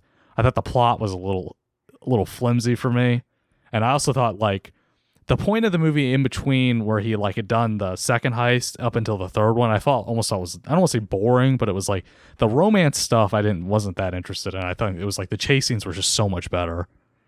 The action I love. I borderline love this movie. I really, really liked it. I thought the action was incredible, and I actually bought the romance, which I didn't think I would going in. That I thought this movie was on my I think it was like number 4 on my list for most anticipated of the year, and I did not think I was gonna like that main character though. I thought that main character. I actually did like him. I did not think I was gonna like him at all. I thought I was gonna hate that character. But I actually liked him. I thought he was good. I thought that actor, what's his name, Ansel Elgort or something? Ansel Elgort or something like that. Yeah, I thought he was really good in the role. I actually bought his romance with the waitress, which is, I guess, a fairly important part of the movie. It was like Bonnie and Clyde almost. It was, and I think their first interaction in the diner, I was a little bit like, this dialogue's a little too cutesy for me, like a little bit too clever. Like, it's kind of seemed like writing. It didn't seem quite natural. But I felt like after that, especially in the laundromat when they talk, and again, like, their subsequent meetings, I really, I bought onto the relationship. And overall, for me, I loved the very beginning. Then I sort of, then the movie grew on me as it went along, and I liked it more and more. And that last, 20 minutes, put a buttoner on it for me. I loved the end of that movie, that whole action sequence where the foot chase, as well as the diner stuff with Buddy and everything with Kevin Spacey after that. I thought the whole ending of the movie was amazing. And I was really into it until the final showdown with Buddy, and the very end I had a problem with, which I'll get into. Yeah, I actually love that scene with Buddy because it almost seemed like to me the movie lost touch with reality at that point, and I actually liked it. I thought like the visuals kind of took over. I love the visuals of Buddy in the cop car, and you just see the red like on his face, and he's playing the song. Like I was on board with that, and I can understand someone not, or I can understand if you weren't. But the more the movie went off the rails at the end, for some reason, the more I bought into it, and was just like, I'm on board with this wild ride, and like I was loving it. You know, one thing about that you're saying with reality, I feel like the movie was like pretty realistic in a lot of ways for the most part until the showdown with Buddy, and then it just pretty much went off the rails. And also the whole getting parole after 5 years, that would never have happened. That's actually really bothered me. That's one of the I think the movie romanticizes that ending a little bit too much. Like I was with it because I love, him getting out of prison. She's waiting there for him, and I approved of their romance, so I was like that. I like that. But man, old baby would be DeBelle of DeBall in prison, man. I don't think he would be. I don't think he would be coming out of prison so, with his sense of self totally intact as he did. I mean, it just bothered me because it was like, okay, first I didn't like what the ending was like. He just gave up running so easily. First of all, she was dumb. Like I feel like that Mercedes was still drivable, so they should have taken that instead of the car full of bullet holes. Yeah, I could agree with that. And then not only that, but it's like, he was so good at running from the police, and he's like, I give up. And I guess, the ending ended up being happier than that because it was like all he had to do was serve 5 measly years in prison, and now they don't have to worry about the police looking over their shoulder their whole lives. I guess it was kind of symbolic that he spent his whole life running. I think that was the theme in the movie, is he spent his whole life running, and that's what he did best. But he didn't like that world. Like he was in it, involved, but he never fit in with that crime world because he wasn't willing to go to the lengths someone like Buddy or Bats would go to be, a truly, or even Kevin Spacey to be like this truly hardened criminal. So I think the ending kind of represented like him giving up that life. Like, I don't want to do this anymore. I'm going to stop running and it stop definitely being was symbolic. It was like, the whole theme where he was just a good kid that got caught up with bad people. I mean, that made sense, but it almost felt like a cop out for me because it was like, okay, he did some seriously big time crimes. He's going to prison forever. Oh wait, we're going to let him get out so you can still feel good about the movie. I think that is probably my biggest fault with the movie, is that I almost hate to say the ending because I love the ending, but that single element of the ending, the fact that he just gets off that easy. I'm kind of like, if we're really looking at this seriously, that even that 5 years in prison, that would have taken a toll on him. In a lot of sure. I mean, I don't think that prison life in a lot of prisons is necessarily what we think it is, but he would have, probably not been the same person coming out. Exactly, but I also think it was a little ridiculous that he only got 5 years for everything that he did. I mean, I think I can see him getting parole before 25 years, but I still feel like he would have done at least like 10 to 15. Well, I mean, the thing is, like, if he got charged, because I mean, he probably would have been charged for like every bank robbery he was a part of. I mean, they would have probably given him like 100-year sentence for that because of all the murders he was connected to. Like, he would never have even gotten 25 years. I mean, the only thing he could have said, I guess, is that he threatened to. I mean, maybe if he said he threatened to kill me, they would have been lenient. But this whole you were a good kid, but you were connected to like how many murders, especially like if they somehow connected him, like with the scene where Buddy killed like 12 cops. If they in any way connected him to that would have been it. See, and I think that's part of the thing is like, really from the moment I think Buddy starts like just mowing down all those cops, I think from almost that point on, the movie kind of branches off from reality, even in terms of the ending where he doesn't get this bad prison sentence and everything's like kind of idyllic. And for me, I was kind of just like willing to go along with that, but I can totally understand where you're coming from and being a little more critical of the, breaking it down. Like, they wouldn't really go down that way. But I think that's kind of what I was able to do, is just put reality on hold there at the end, because I was just so on board for those characters. I'm like, you know what? I'm cool with them having this, he turned himself in, he gave up his life of crime. Like, I'm all for it. Like, I mean, would you, oh, go ahead. No, what were you going to say? I was just going to say, get into like specific, like other stuff. I mean, let me, I guess, just go over the other problems I had. I really don't think the characters were, even the main character, actually, because, like, big problem I had was, like, thinking about, like, exposition in films, now that I, like, know what it is. And it's Yeah. like that scene where like they're like, why does he listen to the iPhone or iPod all the time? He's like, Kevin Spacey's like, well, he has tinnitus. He got into a car accident when he was a kid. Like that's a perfect example of exposition. And also like wasn't a very good way of doing it because it's like, okay, you just explained it literally in 2 sentences instead of showing it. And I feel like saying it in that way, like kind of like it's like his character was developed almost like in a lazy way because the other characters just weren't developed at all. I mean, Kevin Spacey was a little bit. I didn't really even, with Kevin Spacey, I didn't even know what kind of criminal he was for most of the movie. It was like, at first he was just like a guy running the heist, then he was like a mob boss, and then at the end he had some compassion. Bats was just a psychotic killer, and then Buddy, like his character was all over the place. Like I did not expect him to end up being the villain.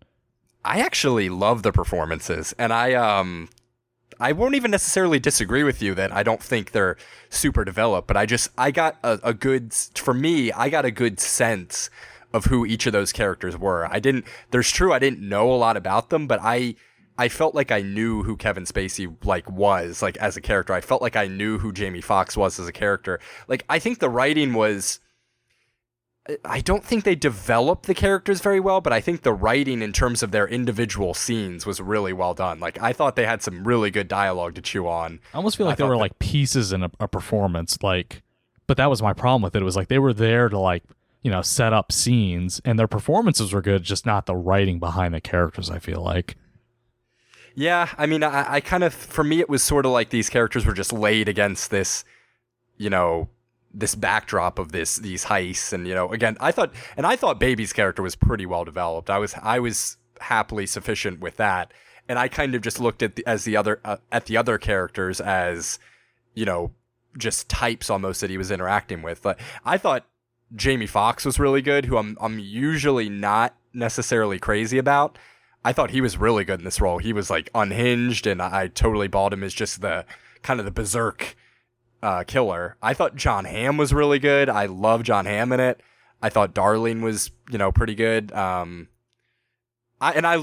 such a sucker for Kevin Spacey. Like I could watch that guy read the encyclopedia and be like totally enthralled. Like I thought he was great. He's just got, there's just some of his lines were just so freaking good. My favorite line in the movie was at the very end when Buddy's going in there to Baby is going in there to try to get his mom cassette back, and he tells Kevin Spacey, I know what you're gonna say. he's like, hey, we're a team or whatever, and he's like, shut up, I know what that's fucking Monsters Inc. It's one of Sam's favorites. I knew I remembered that fucking line. That was so good. He almost was hurt by that. I know, he really was. Just the way he delivers. Like I just love the way Kevin Spacey delivers lines. Like I could just watch him in anything. So yeah, I was just on board for all the performances. I can see what you're saying, but to me they were almost just like these broad characters like laid against this heist, film which Baby interacts with, and I thought Baby was well developed personally. So I liked the performances. Like I said, I like the performances. Just I feel like the characters themselves. It was like you put good actors that gave good performances, but the characters were like ultra thin for me. Like they went in. They had the scene with Buddy where they were like, "You're a Wall Street guy," and he that was we got a little bit about him, but really it was like they were just there. Like we're gonna fit these archetypes, and then Kevin Spacey got a little bit of development near the end with the nephew and stuff, and his the relationships between the characters. I also feel like were not. I mean, it was mostly like them just like kind of making fun of Baby for the most part. True. I mean, I definitely got something with that Kevin Spacey Baby relationship. Like, I kind of got that they had been working together for a long time. I kind of got that Kevin Spacey was this. I also did not see. I thought Kevin Spacey was going to end up being the bad guy in the movie. I did not see him turning around and like helping Baby at the end, which I think is like a little ridiculous the way it happens, but at the same time, it was like I was on board with that. Like I liked how the ending was just like this, just almost like wacky, but like intense at the same time. I love Kevin Spacey just being like, I was in love once, and then he just pulls out his shotgun and is like, that was pretty good. It almost reminded me of did you see Hot Fuzz? Yeah.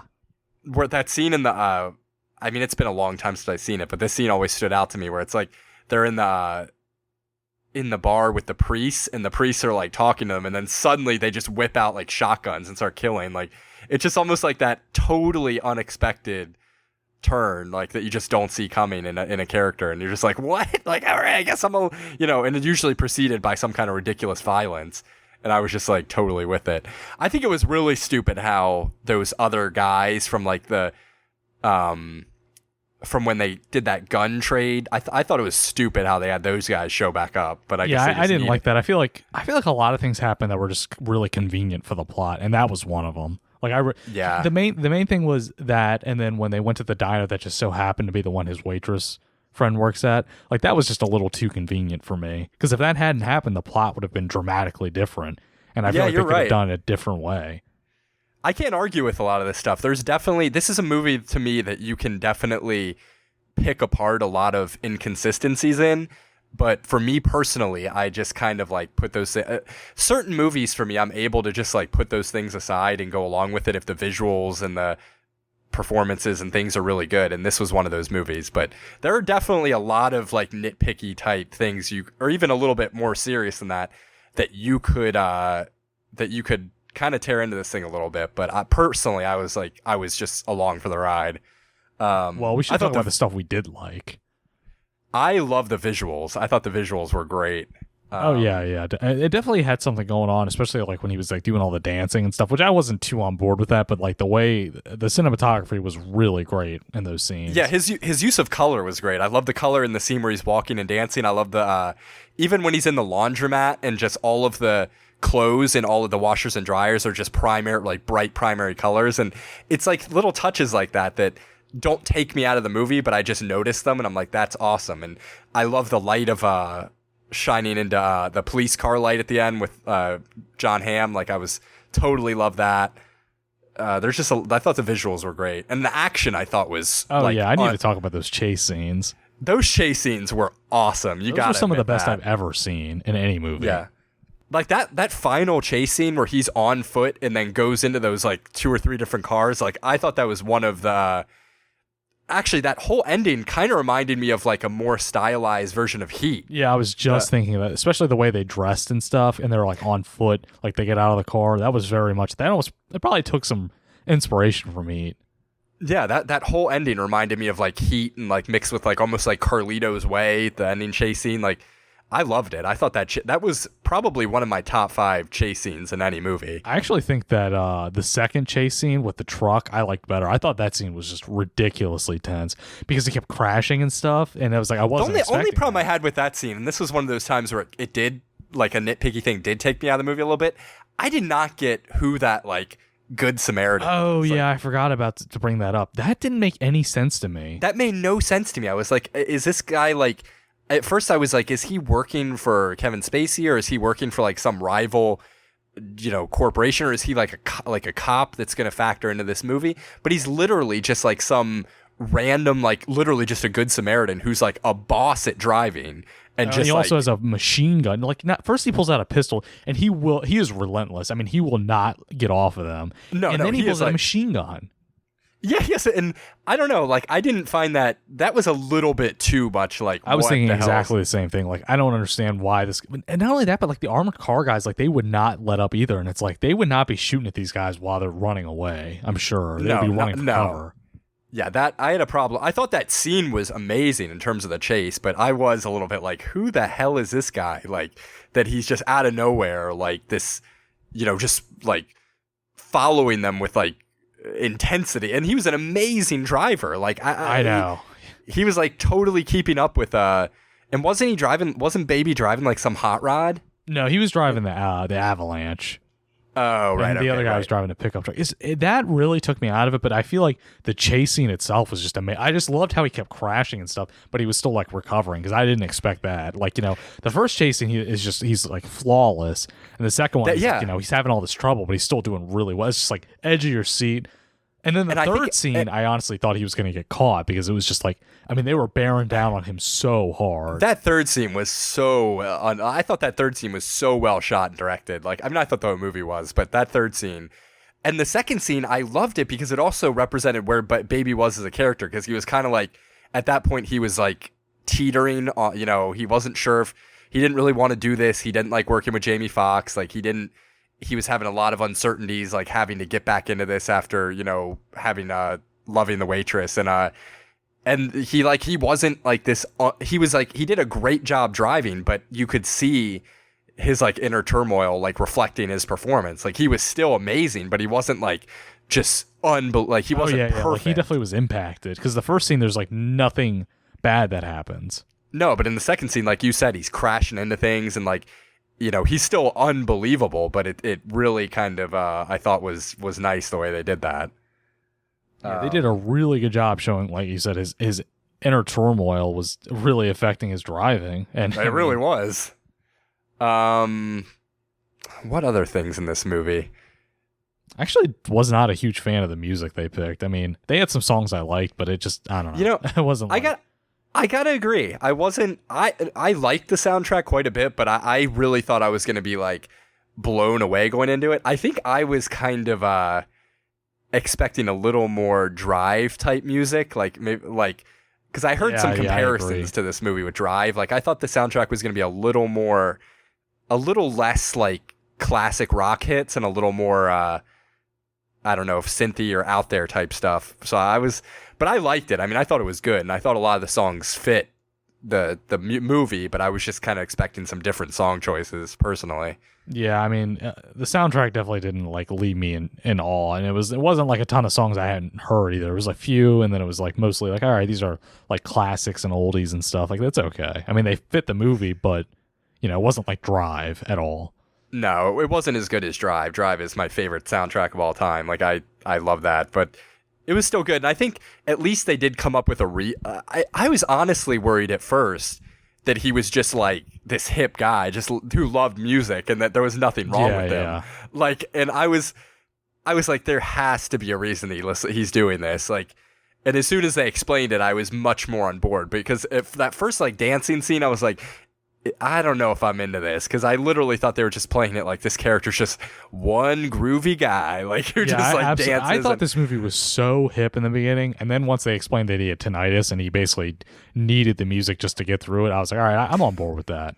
Yeah, I was too, and that even though that's kind of like predictable, like you know, that I felt like the movie needed that, and I thought it was sufficient, because yeah, at first I was like, what is this movie? Oh my god, like this is like just the biggest hipster bait I've ever seen. Like there's just this, you know, hip guy dancing around the streets of the city. Like, and I was like, is this what the movie's going to be? But I think giving him a reason for doing that, I think just totally grounded the character. Oh yeah, absolutely. And his character, as it progressed, was developed more and more. And in the end, he was much more of a human, relatable guy than in the beginning. Yeah. And I just can't emphasize enough how like impressed I was with that actor. Like because I went into this movie like ready to hate him. Like I just didn't really, from the trailer, I didn't really like the look of him. I didn't like some of the things I had seen in the trailer, the dancing. Like I was like, I'm gonna despise this character, but he totally won me over. And I gotta credit Ansel, whatever his last name is, Elgort or something. I don't know. Yeah, I can't remember what it is. But he was really good in it, especially coming from like Fault in Our Stars or whatever else he'd done before that. Yeah. This was a big step up from that. I don't know. I don't know what else. I don't have too much else to say. Yeah, I mean, I think we've covered a lot. I mean, like I said, I don't think we can talk enough about these chase scenes, especially the second two. They were just unbelievably tense. I think that's like final thoughts is, even if you like, for me personally, I think it's just a great movie across the board if you're willing to go along with it. But even if you have problems with it, which I think would be fair, watch it just for those chase scenes, because there is some incredible action in this movie. And I think it's just, and I wasn't a huge Edgar Wright fan before this movie. Like, I mean, I like Shaun of the Dead, I like Hot Fuzz, but you know, I'm not crazy about either of those movies. And I also don't think I didn't get like a distinct sense from either of those movies that Edgar Wright is like this auteur director. Like I didn't find anything that like totally jumped. I mean, they were well directed, but this movie, I was like, okay, this guy's got a sense of style, a definite sense of action, which I think he had done previously really well. And I just, sense of visuals, and I'm really excited to see what he does next. Yeah, me too. I mean, mostly on terms of the action, I have a feeling that I'll have some of the same issues with the writing in the next film he makes, but the action is just amazing, really. All right, so want to give this thing a grade? Yeah, I mean, I'm trying to think what I have rated some of my other films because it's been a while. I think I should go back and put the number rating next to all of them. But Yeah. I think I'm gonna go with 7.5. All right, I'm between an 8.5 and a 9. I think I'm gonna go an 8. I'm gonna go 8.8. I really, really liked it. Really, really liked it. You really did. It's Actually, gonna be. I'm wondering it's where you gonna- put it on your list. Yeah, it's gonna be up there. You'll see. But yeah, to all our listeners who may not have heard, we're doing periodically we're gonna be listing the movies that we've reviewed on the podcast and ranking them according to how much we like them, just based on movies we've done on this show. So stay tuned because this one's gonna be pretty high for me. All right, so Baby Driver. Yep. And finally, we're going to move into our last topic of the day, and I can't wait to sink my teeth into this one. I guess the New York Times recently released like a top 25 movies of 2001 and beyond, and it had some pretty interesting choices on there. So do you want to bring us into this thing a little, Dave? Go from 1 to 25 or 25 to 1? Go from 25 to 1. All right, let me get to the bottom here. Oh, yeah. 25 is probably the one that sticks out the most. 25 is the 40-year-old version. Yeah, and this is like a group of film critics that did this list. It's not just one. No, this was like their compiled list of like they all agreed upon were the best 25 movies of 2001 and beyond. So I mean, do you want to like talk about each film or just like go through the list? And I think you could just run through the list and we'll right. bring up some yeah, 'cause outliers. we still have to do our list. So we have a lot to talk about. All right, so 24, Eternal Sunshine of the Spotless Mind. All right. 23 is Silent Light, which I haven't seen. Me neither. 22 is I'm Not There, which I've heard of, haven't seen. Oh, for a second I thought that was that Joaquin Phoenix film. I was like, you've got to be kidding me. Yeah, But that no, would have been that's a joke. That's that Bob Dylan one, right? Yeah. Okay, yeah. 21 is Wendy and Lucy. I haven't heard of that one. I've heard of it. I haven't seen it. 20 is Moonlight, which I think you saw. I did. Doesn't belong in the list. 19 is Mad Max Fury Road. Let's see here. 18 is The Gleaners and I. Yeah. Yeah. But 17 is Three Times. 16 is Munich. 15 is White Material. 14 is L'Enfant. 13 is Weird. In Jackson Heights. 12 is Timbuktu. Yes. A lot of 11 is Inside Llewyn Davis. I've seen this one actually. 10 is Hurt Locker. Definitely seen that one. 9 is Summer Hours. 8 is Boyhood. 7 is Inside Out, of course. Figures. Yeah, 6 is Yee Yee, which I think is one of those. This is from 2000. Like, do these guys even know? 21st Century, I'm pretty sure started in 2001. This is one of from that guy that in Taiwan I was telling you about. It's like a 3-hour long. Apparently, he's like the master of Taiwanese cinema. Oh, man. Stay tuned, everybody, because just a spoiler, we're going to be doing a Taiwan episode here before long. So get ready for that. It's coming. Okay. 5 is The Death of Mr. Lazarescu. Haven't heard of that one. No, I haven't either. 4 is A Touch of Sin. 3 is $1 Million Baby, obviously. We know that one. Yep. 2 is Spirited Away. Know that one. And then 1 is There Will Be Blood. Right.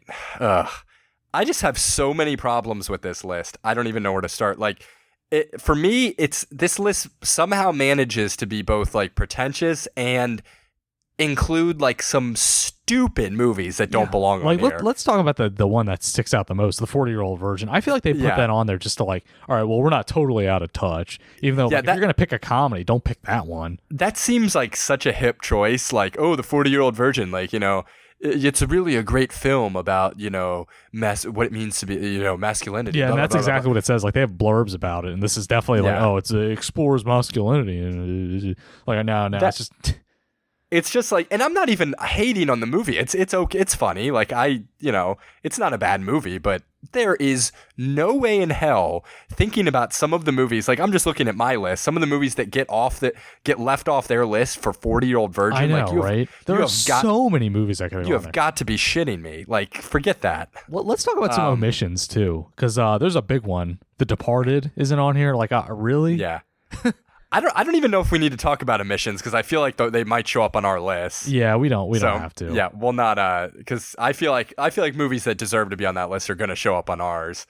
What else? Like There Will Be Blood is number 1. Like come on, like get out of here. Like and I'm actually spoiler alert. There Will Be Blood is going to be on my list, but for the number 1 spot, that just seems like such an obvious pick. Like it does really, because it's the right balance between mainstream and pretentious. Because it's got Daniel Day-Lewis. Yeah, it was a big hit, but it's also very long and artful and. Yeah, we get it. It's a very important movie about the growth of the country and the oil industry, and it's long and it's brutal to watch, and it's it's visceral. It's just like it just seems like such an obvious choice for a film critic to put it number 1 overall, and it frustrates me. And again, not even hating on the movie because I think it's a great movie in its own right, and it's going to be on my list, but for it to be number 1, I'm just like, give me a break. Also, I love how they just loaded this thing with foreign films, which I feel know. like says a lot about these critics. Like they felt the need to know, we're going to pick foreign films because we can't go with Hollywood. And I think that's what makes the inclusion of 40-Year-Old Virgins so false, is that clearly these guys are just picking all of these foreign movies, but then they're like, you know what, we got to throw in let's put in a mainstream comedy that has a lot of deeper meaning. How about the 40-Year-Old Virgin? Why not? Let's do it. 25, the final pick? Yeah, throw it in there. Like, it just reeks of, like, them trying to, as you were saying, like, keep in touch with mainstream audiences. I mean, what else doesn't belong on here? Inside Out. I definitely don't think that belongs. I mean, if you're going to I feel like they wanted to put one Pixar film, and they probably could have, picked a lot of them over this. I would have put Up above that. I would have put WALL-E above that. I don't know really that any Pixar movie of the 2000s and beyond deserves to be on this list, but I definitely wouldn't have been Inside Out for me. I mean, like, I could have seen a movie like Toy Story. I mean, I would have put Toy Story 3 on this list ahead of... Yeah, I feel like that was the obvious one. Or WALL-E, because that was such a huge hit. Yeah, and WALL-E was such an inventive idea, too. I mean, Inside Out was cool, but it felt a little gimmicky for me. What else? Boyhood, I think, being on there is a little bit like a... I kind of like... I didn't put that on my list because I haven't seen it, but I mean, I know what they did when they filmed that. I do think that is like an achievement in filmmaking, filming it over like... What did they film it over, like 14 years or something? They did, and I do like that. It just... I mean, that's a big deal. But maybe it's because I personally... Again, this may be a personal thing, but I wasn't super crazy. I saw the movie, and I don't know. I just think it was a little bit overrated. And I like that director a lot, Richard Linklater, but that was not one of my favorites of his. What else? Munich. I think that's another gross choice because clearly they said I even read the blurb and they said they wanted to include a Spielberg movie, but nobody could agree. So they literally just decided to put Munich on there because they couldn't agree on a Spielberg movie. So they're just like, you know what? Munich's the other movie and let's just throw it on there. And I think that is gross. I also feel like I don't know how you feel about Mad Max, but I feel like putting that on there was really trying to appeal to the whole, because that movie, it was just so big, and I feel like what did you think of that? Because I actually didn't see Mad Max. I heard amazing things about it. I actually didn't have a problem with it on there, but I haven't seen it. I thought so it what was did you think? Majorly overrated, and I feel like a lot of the I hate to say this, a lot of the praise came from the fact that they had Charlize Theron as like the lead role, basically. We had a tough chick. I mean, it was like a great action film, but I mean, I was expecting like to be floored, and when I watched, I was like, well, this is really good. It has cool production design. It's a really good action film, but I mean, they were acting like it was like this landmark achievement in American cinema. I was like, no, or whatever. Guy who directed is Australian. I really was not blown away like most people were. I'm really curious to see that because I've heard mixed things. The only time I remember seeing maybe like a 20-minute clip when we were at Adams, our friend Adams. We hang out in his basement a lot. We were there one day and it was on. I remember seeing some of it, and I mean it seemed good, but this movie is like, especially people who like movies. This one is always like, that is the movie you need to see from last year. Like, it's the going to be a classic. So Yeah, that's exactly how they acted about it. I mean, really, the hype for that movie was out of control. yeah, and I don't think Moonlight deserves to be on this list at all. And I actually liked Moonlight. I thought it was a good movie. I personally don't think it deserved the Oscar. The movie just was very uneven for me. I thought it's like three different segments of this boy's life, and I thought I don't know, like it just again, it's been a long time. I saw it like right around when it was in theaters, and like who's that main guy? There's a guy in it that won the supporting Oscar. For some reason, I can't remember his name just because I'm loose. But he was great in it, and the kids were great in each of the phases. But I don't know. It was just for me. That's like Mad Max. I feel like it was overrated. I mean, there are better movies out there, basically. Yeah, exactly. I mean, like some other ones on here, like I don't know. I mean, Million Dollar Baby, like it. That's Million Dollar Baby at 3. Screw that. For me, that's a huge misfire too. I mean, there have been some big time movies that came out, and especially since they put it above all these foreign films. And I mean, I haven't seen a lot of these, so again, it's like talk that much about them. But it's like, man, come on. That's what drives me crazy about this list is there's so many foreign or pretentious seeming picks on here, but then there's like big movies that I'm like, really, of all the other big movies, that's the one you chose? Yeah, like exactly. I don't know. I have such a problem with it. I really just want to jump into our list. Yeah, let's do that. So I guess what we'll do here, you want to go down from 25? Yeah, let's take turns, and then we could talk a little bit about each one. This is going to be a long segment. So yeah, we won't. Let's not spend too much. Maybe just give like a blur, like a couple sentences or a blurb about each one, and we can, if we have any, interest in that particular pick, we can talk about it for a second. But we'll try to keep it. Yeah, we'll try to keep it a little brief, but I mean, we'll get into each one a little bit if we want to. So what's your number 25? My number 25 is Inglourious Bastards, which I actually had a hard time putting a Tarantino film on there. I almost didn't want to because I feel like his 21st century films just are not nearly as good as they should be. But that's definitely my favorite he's put out this year or this century. I would mostly agree, but I do love that movie. I think Inglourious Bastards. Yeah, that's a good one. My number 25 is it's probably going to be a little bit interesting one. It's Spider-Man 2. Oh man, that's on my list. I love that movie. I think that is hands down the best comic book movie that has been released. I love it. I think the direction is great. Sam Raimi was amazing. And I love those Tobey Maguire movies. I'm not crazy about number 3, obviously, but I love the first two. And Spider-Man 2 to me is the best comic book movie that was ever made. And I think it's just more importantly, it's a great movie. It doesn't need to be connected to anything else. It's a fantastic standalone movie. The villain is great with Alfred Molina as Doc Ock. I like Tobey Maguire as always. Like Kirsten Dunst is good. It's a great movie. That's my 25. Yeah, that's actually on my list higher up, a lot higher. Nice. Up. Oh, but yeah, nice. I felt the same way. It's like the best comic book movie ever made, and it's just a great movie. I mean, it's so good. Yeah, and especially for me, like I'm not a comic book movie fan, so for that movie, like I love that movie. Like, so yeah, that's my number 25. So my number 25 is Signs, actually, which I just switched out another movie for that. Very interesting. I was seriously considering putting Signs on mine, but it just missed the cut. Man, in terms of horror and suspense, I mean, that movie is just so good. I mean, it's so suspenseful, and I mean, it was so scary when I saw it. But not only that, but just like the acting and the writing are just so good. Cinematography is so good. Like, the overarching themes are awesome.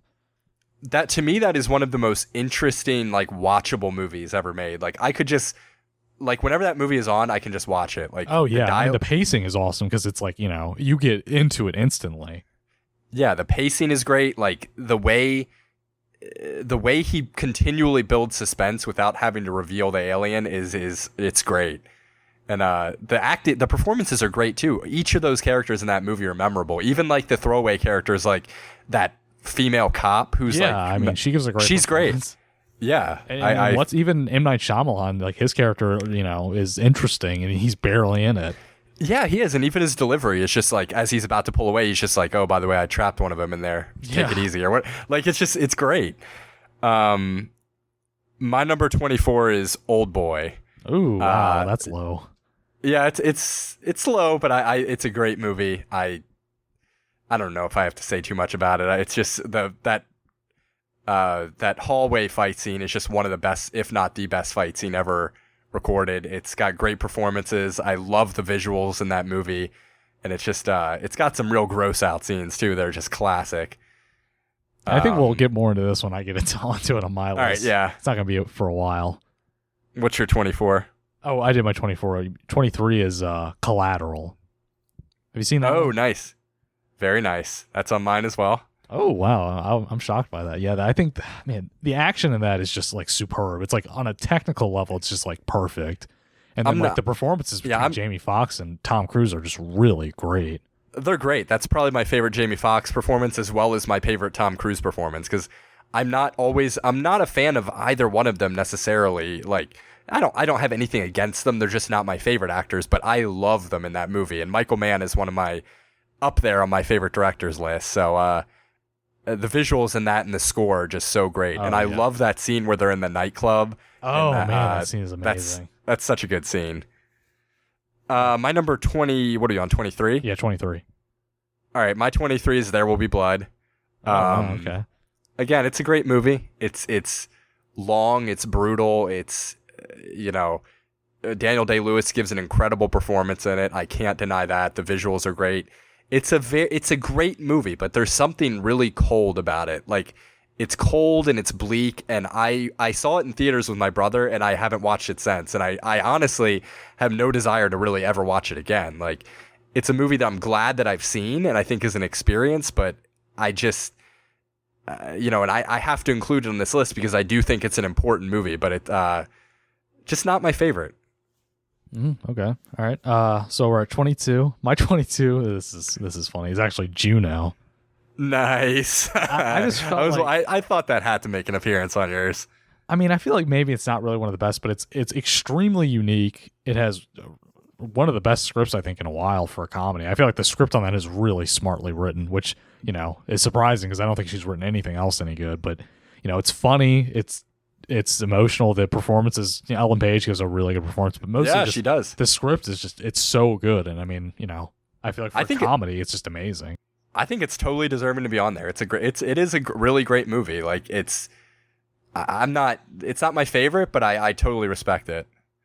My number 22 is Wolf of Wall Street. Oh, I was gonna put that on there.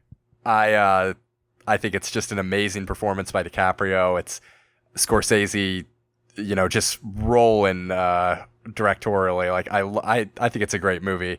I think Leo should have won the Oscar for it, obviously, but I'm a little bit of a fanboy there. But I think it's funny, it's intense, it's if any criticism I have, if it's a little bit bloated, I think it's a little overlong. But that's kind of how the book was, because I read the book too, and there's just so much of that excessive hedonistic shit in there, and I think it works, and I love it.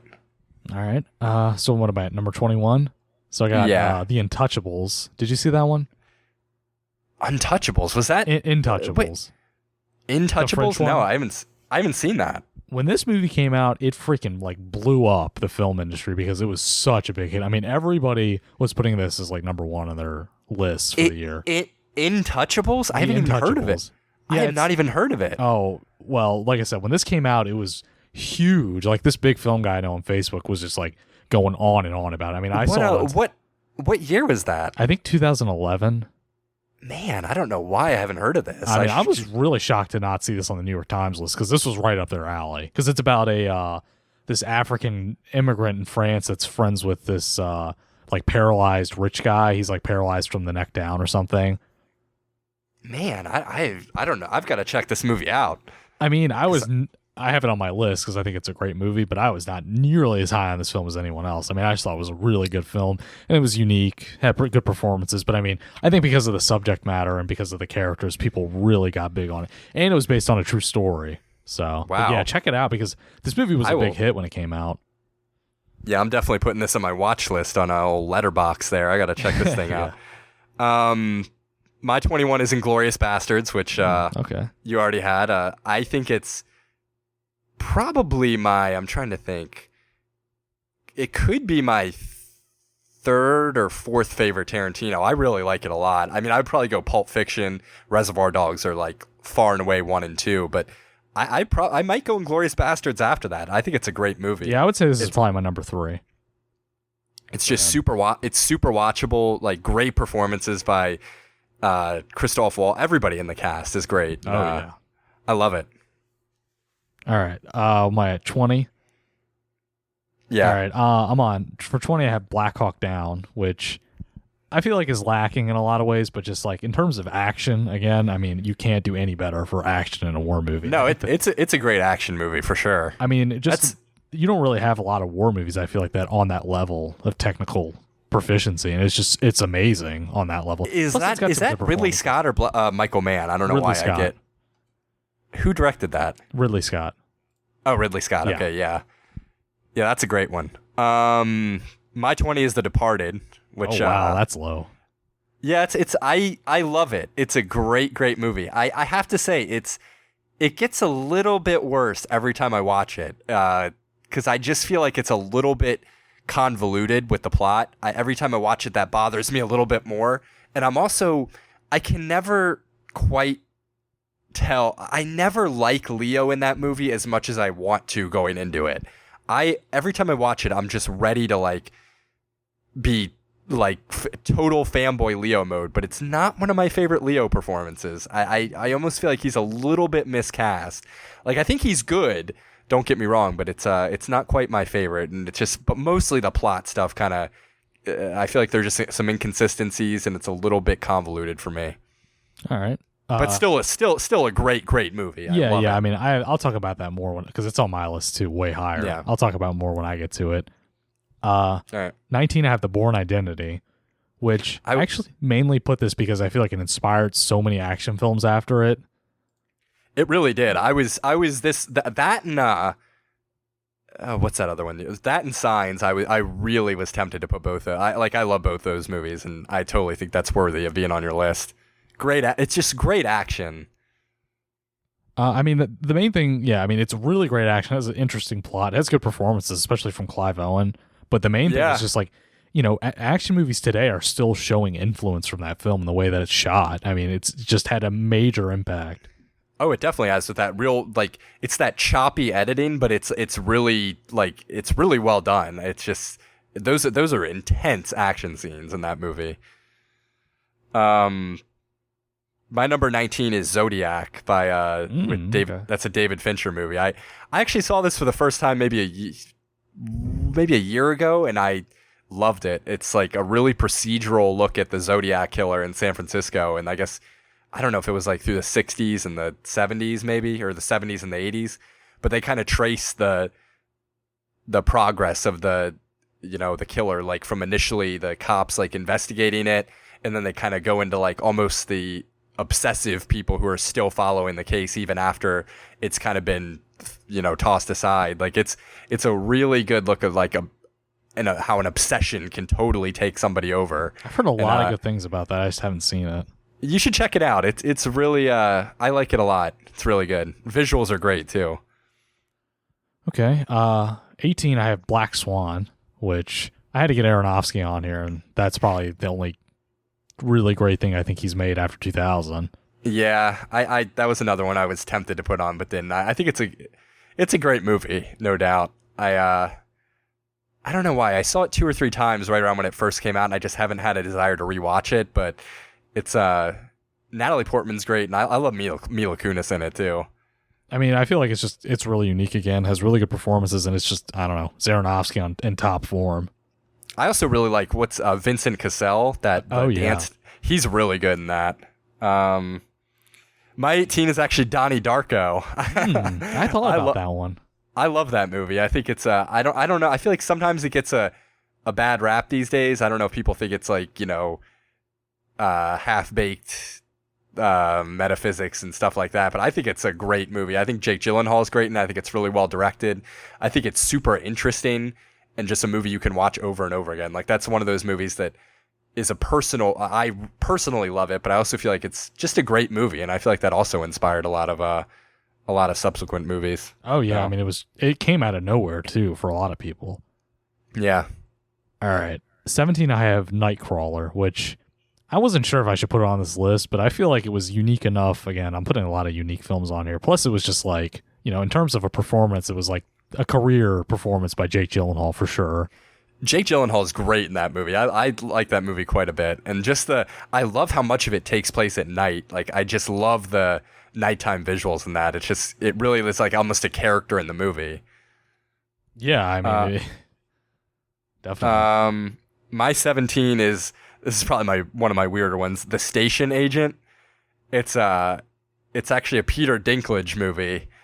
I think from like 2003, I believe. And he plays like this. He plays basically just a midget who's like a loner who lives in like this abandoned like little train station depot, and it almost like in the middle of the woods, and it's literally just it follows his life. Like, he interacts with like a couple of friends. Like, Bobby Cannavale is like an ice cream man who like has a shop that he brings to like the little park nearby, and like there's a woman in it too that I can't remember. She's really good, and it's just a great movie. Like, the performances. I've actually seen this one. Oh, have you seen it? Yeah. Did you like it a lot? I mean, it's got a really great tone. I mean, good performances. It's unique. Yeah. Again, I thought it was really, really good. That's my 17. All right. My 16 is actually Drive. Nice. There it is. There's a lot to say about Drive. I mean, it influenced a ton of movies after it. It influenced the entire musical genre. I mean, it's got awesome visuals, suspense, action, good acting. I mean, it's an amazing film that you can watch over and over again. And it really, I don't want to say like it didn't launch Ryan Gosling's career, but man, it was something. I think it took him in a different direction, and this will be on my list too, so we'll talk more about it. But it's again weirdly a movie I was not that interested in seeing, and then you're actually the one that got me to see it, and it is now I think I like it more than you do. Like, it is. Yeah, literally, it sounds like it. It's in my top 5 of all time, but Ooh. I love it. Yeah, it is. Wow. Okay. All right, it definitely is. My 16 is Casino Royale. Okay. To me, that's one of the best Bond movies ever made. I think Daniel Craig's phenomenal. There's just so many classic Bond moments in that movie without it feeling too rehashed or like treading old ground. Like, there's a great poker scene where they're playing poker in this casino for like super high stakes, and there's just so many great car chases, and it's got all the classic Bond tropes in it, but it just puts a new spin on them, and just very well directed and is super well shot. I love it. Okay, so for 15, I have Spider-Man 2. Nice. Which, I mean, I think is pretty high, but I mean, like you said, this is literally the benchmark for all superhero films to be measured by, I feel like. Yeah, I feel like it's hands down the best superhero movie ever made. Like, I think it is significantly better than Christopher Nolan Batman movies. I think it's better than anything Marvel has done, better than anything DC has done. It's just a great movie. And that's why it is a great movie, like from beginning to end. Like, it has a great arc in it. The villain is memorable, which is usually not the case in superhero movies these days. Like, usually the villains are really forgettable. Like, I think that is a super memorable villain. Like, it's a great movie. Okay.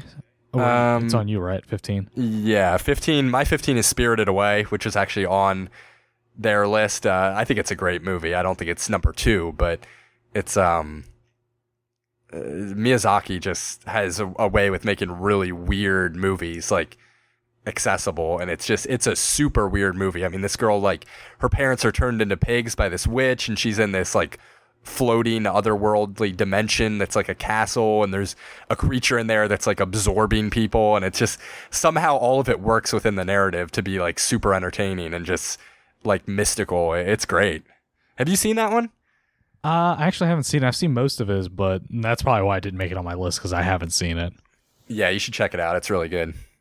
Okay, for my 14, I have The Hurt Locker, which have finally some overlap with the New York Times list. Yeah, I never saw that. It was really good, huh?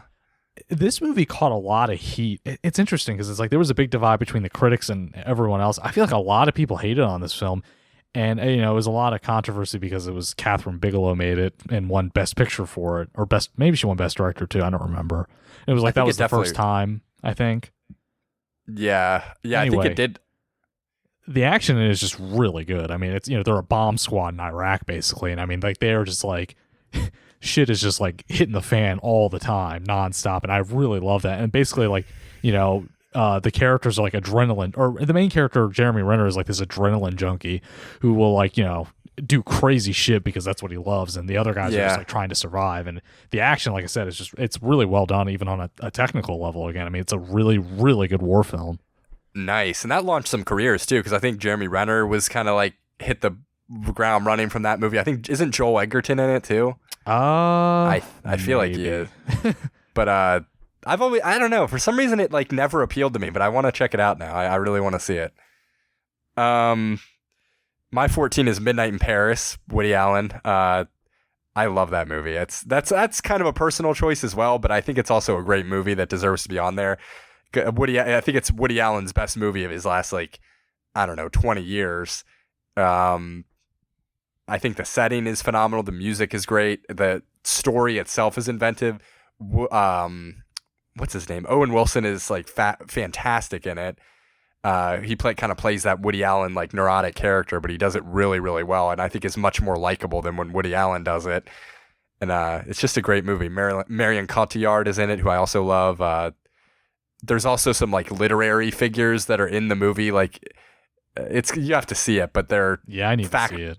They're factored into it. Like Hemingway is in it, and he is amazing. He's literally just you just have to see it, but it's a great one. Okay, yeah, I definitely need to see that. So for my 13, I feel like I didn't even want to put it on my list, but I almost felt compelled. I have the Grand Budapest Hotel. Right. And I put it on there because I feel like a Wes Anderson film deserves to be on any top 25 list, and I feel like that's probably the best one he's made. I didn't like it that much, but looking at it from an objective standpoint, I feel like it's very well made. It's it's got all his hallmarks. It's so well visually made, at least. Yeah, the colors in that movie are like Art Deco. They're phenomenal. And I actually had the same thought process as you, but I went the other way. I didn't include it, but it probably does deserve to be on there because he is a major filmmaker, whether you like him or hate him. And I'm usually somewhere in the middle with him, but I wasn't crazy about that movie. But it definitely deserves acclaim for sure. Yeah, I'm definitely near the hate side, but I mean, I had to put him on there because I feel like he deserves to be on there. Yeah, and I could totally support that.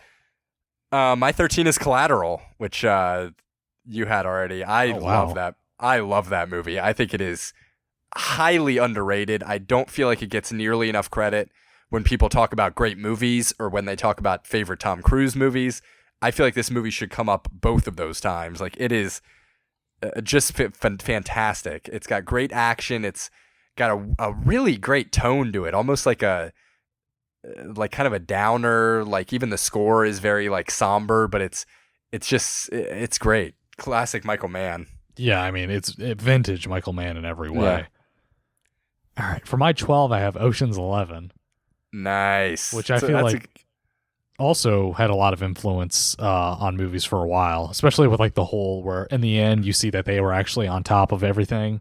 That is something you started seeing a lot more after that. Plus, it's just really funny, really well directed. It has an ridiculously amazing cast. Yeah, some of those tracking shots of like them, with the narration about what the bank people are doing they're great shots and great scenes. Yeah, especially like when they're like explaining how they're going to do something, and then it'll be like, it'll be shown while they're doing it, while they're explaining it, was always really just interesting. And that movie definitely influenced a lot of movies after it, but I don't think most of them did it as well as this one did. Definitely not. All right, my 12 is Catch Me If You Can. So I figured you'd get that on there. Yeah, I have Spielberg on here, but that's the one I'm putting on there because I think it's a great movie. It's obviously I think DiCaprio's wonderful in it. I think all the performances are pretty good. Tom Hanks is great, and I know there's no super deep message behind it, but to me it's just a really well made, interesting story about a real life figure in the 60s who actually pulled off all those all those crazy check fraud heists, and I just love it. I love it. Yeah. So my number 11 is Spring Breakers. Oh man, I forgot that movie. Yeah, where do you think you would have put it now that you about it? Just a note to everybody listening, that movie deserves to be on the list. I'm glad you have it, Dave, because I would have put it on mine. I forgot about it. I probably would have had it in the high teens. Yeah, I mean, but it's deserving. I mean, I was not that into this movie the first time. The second time I realized it's really like a genius film in a lot of ways. I mean, it's so unique. It's so well made. It's so underrated. James Franco is so good in that movie. Yeah, if you want our thoughts on this, we have an episode. I actually have one more film that we've reviewed on here. I do too. I know which one it is. I think we might. Yeah. All right. My number 11 is No Country for Old Men.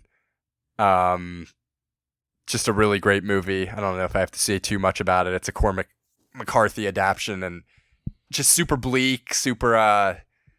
It's actually been quite a while since I've seen it, but it's just got great performances and really made Javier Bardem's career from playing that role as sort of a villainous bounty hunter. It's just a great movie. All right, for my number 10, and this was one more I felt like I felt obligated to put on here. I put Finding Nemo.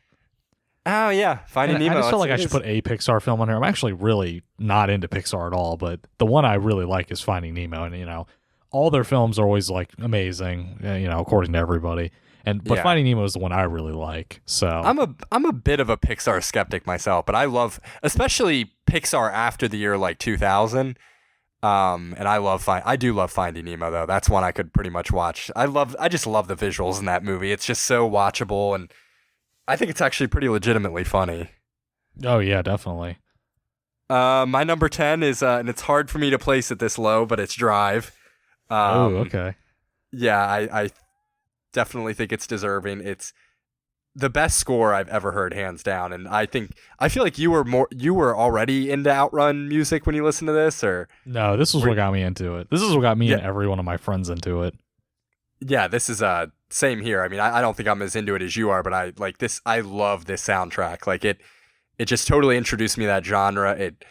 And also made me like a huge Ryan Gosling fan, because I was kind of lukewarm about him before this, and seeing this movie, I mean, he is literally now probably, and because of other subsequent performances, but he's probably in my top 5 all time of actors. So it's just a great movie. And Nicholas Winding Refn, when he's kind of has someone restraining him a little bit from his desire to go just crazy with his visuals, like he is a great filmmaker. Like he can make the way he shoots visually is just super impressive. Oh yeah, without a doubt. All right, so my number 9, I have 127 Hours, which I thought was for as well it was received. I thought it was still really underrated. I mean, that movie, especially the ending, was just mind-blowingly well done. I agree. That's another one I kind of forgot about. I probably would have included it on mine, but yeah, that scene of him taking off his arm is like, it's gut-wrenching. It's great. And I also think it's like really well directed. I love Danny Boyle, and I think a Danny Boyle movie deserves to be on this list. So I fully support it. Yeah, I mainly put that on there just because I feel like it didn't get the recognition it deserved. No, it really didn't. I feel like it was kind of like a flash in the pan. Like people talked about it and then they forgot about it, but it's a great one.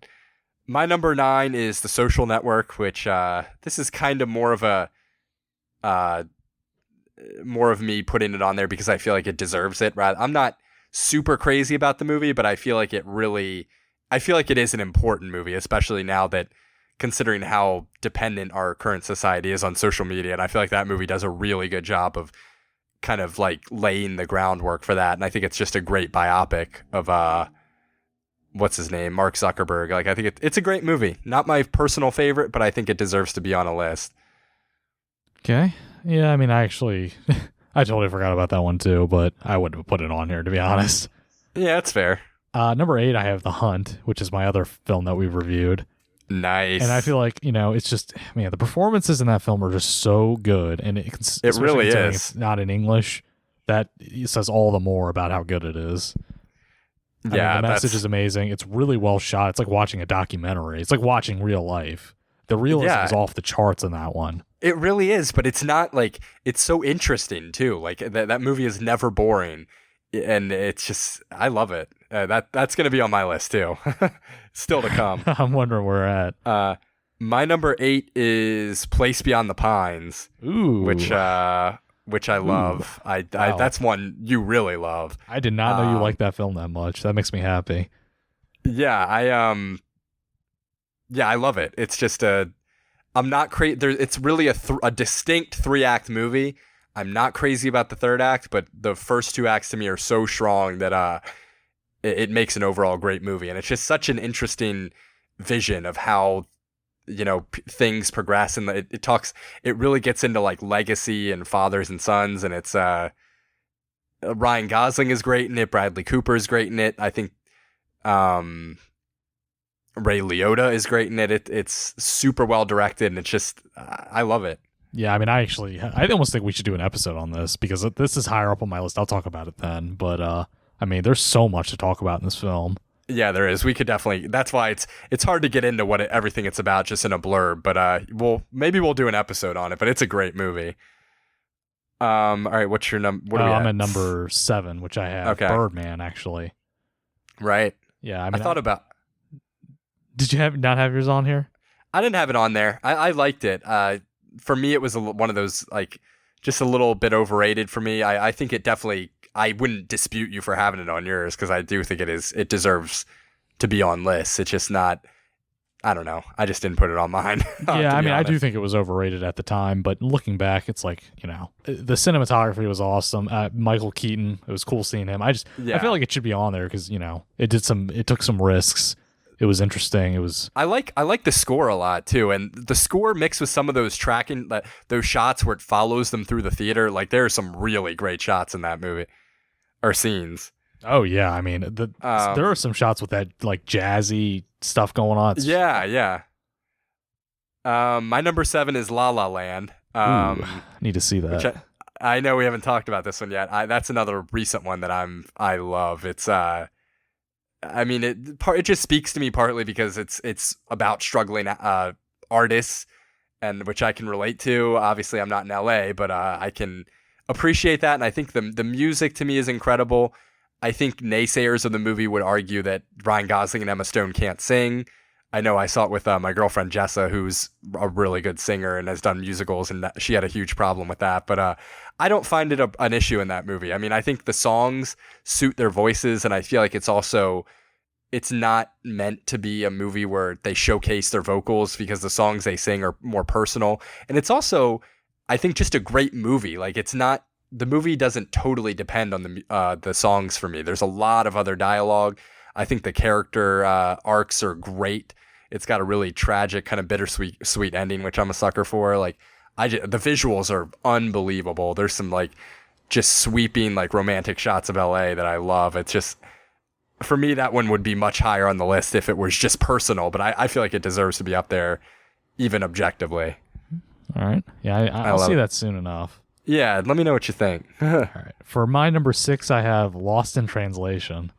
Right. Lost in Translation. That interesting movie is visually, that movie is just like basically perfect, I think.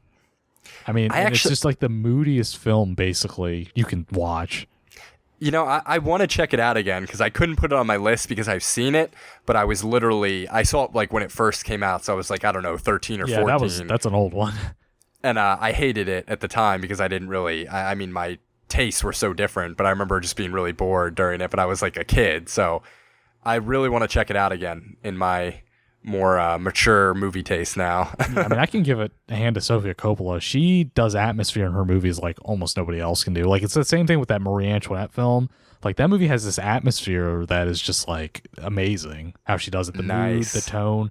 They're just like thick, like more than any other film I can think of. And Lost in Translation also, like with the score and the visuals, are like reminiscent of Drive. Like, maybe not the music isn't similar, but she does the same thing with her music and stuff. Oh man, I really want to see this one again. I'm gonna have to watch that soon. I think you'll like it a lot more now. I think I will too.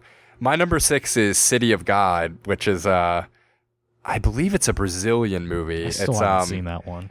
It's amazing. It was always on my watch list because I love gangster and crime movies, and it's just fantastic. I mean, it just basically charts this group of kids growing up in, like, I think it's Sao Paulo or some area of Brazil, and like they kind of grow up in the slums, and basically some of them become like these gangster warlords, and it just traces their path from childhood to adulthood, and it's just it's unbelievable. It's a really great movie. Like, you should definitely watch it.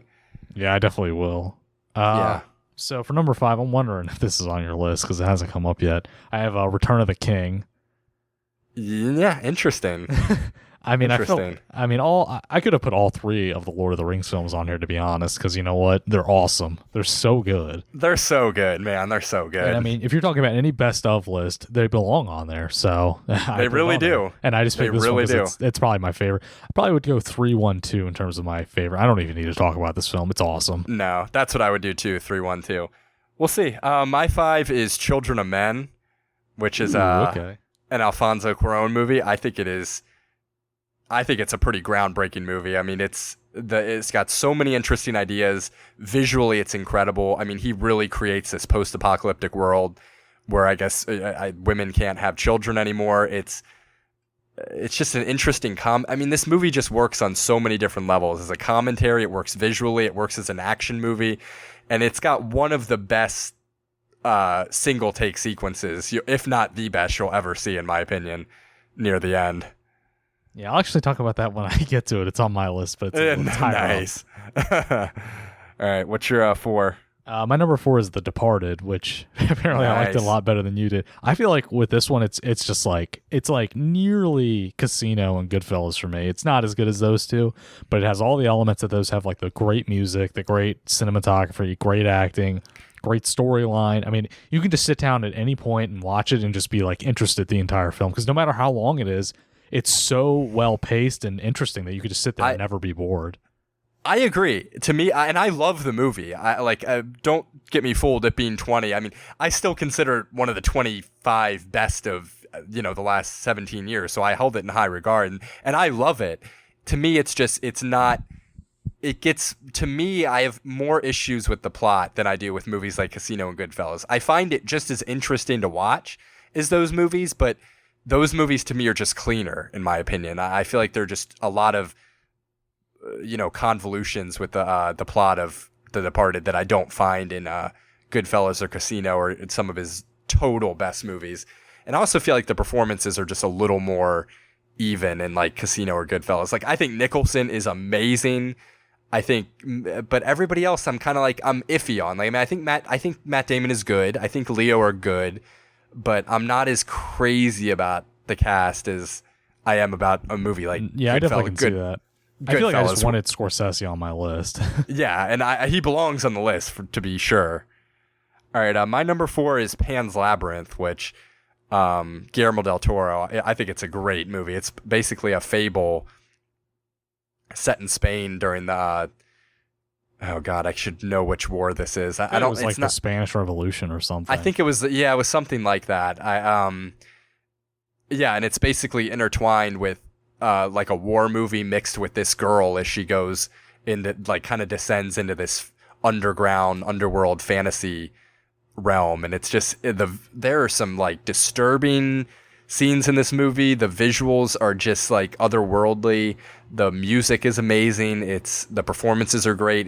I think it's just a great movie. It's probably my favorite Guillermo del Toro movie. So I feel like the rest of my list is not going to be as interesting because it's all movies that have been on your list already. Oh, nice. Yeah. So number 3, I have The Place Beyond the Pines, which I feel like if you didn't have that third act, you would have a perfect movie. It probably would be my favorite film ever made if it wasn't for that third act. Yeah, I could see that. Where is it? Is this in your top 5? Yeah, it's number 3. No, but I mean, like, of your personal favorites. Yeah, I would say probably like 5 or 4. Nice. It's a great one. It just does. I mean, it is so good. The acting is amazing. The direction is some of the best I've ever seen. It takes major risks. It's that Derek Cianfrance. Is that who it is? Yeah. And I also, another one of his movies that almost got on my list was Blue Valentine, which I really, really like too. I really need to see that.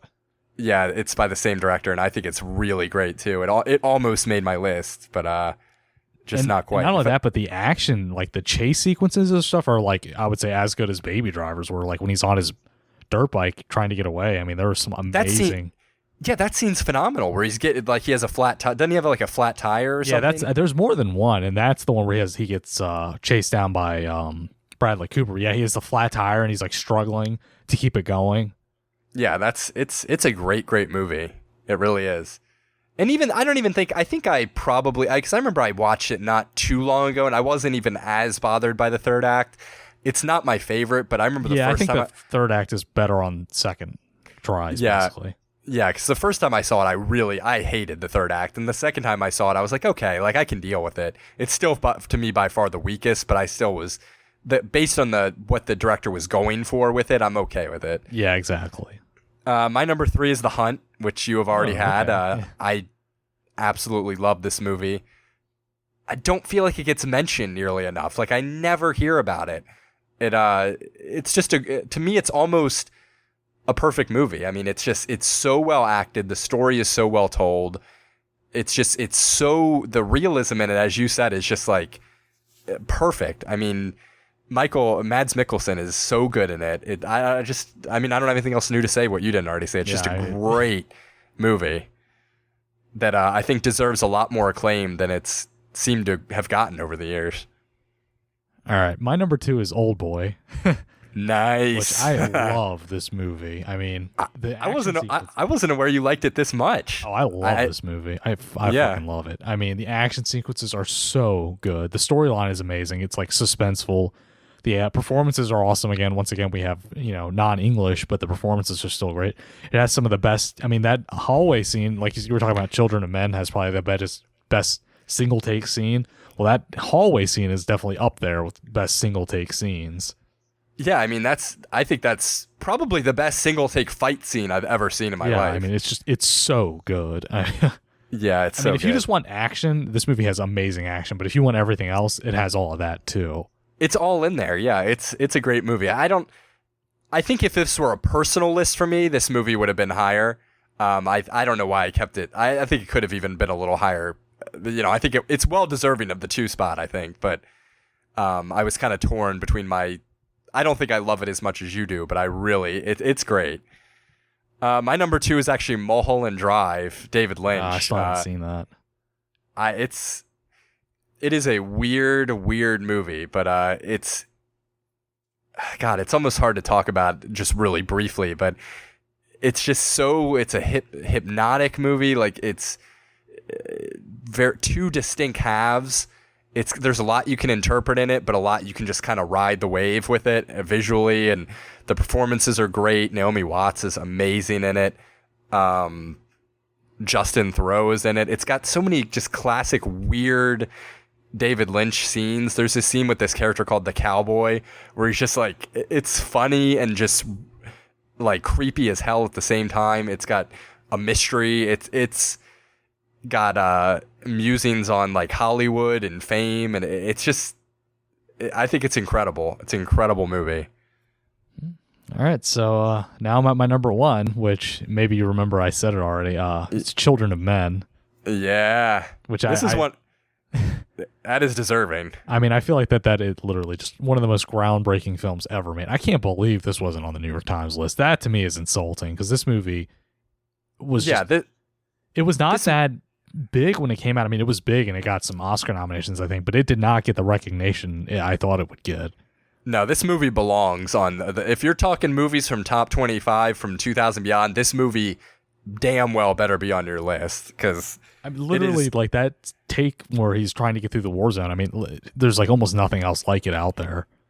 No, it's one of the greatest scenes ever shot. I mean, it's just the amount of components that had to go into that scene are just mind blowing. I think I read it took like hours to reset that take.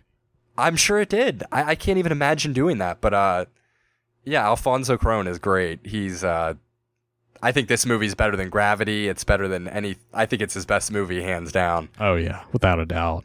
But it doesn't get talked about. It really doesn't. And I mean, like, every time I watch it, I'm like, God, this movie's just so good.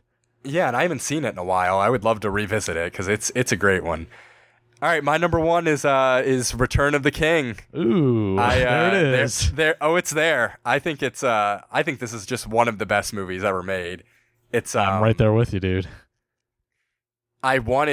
Based on my personal list, the other 2 would have been on here as well, but I just couldn't justify putting taking up 3 spots with Lord of the Rings. Yeah, that's how movies, I felt.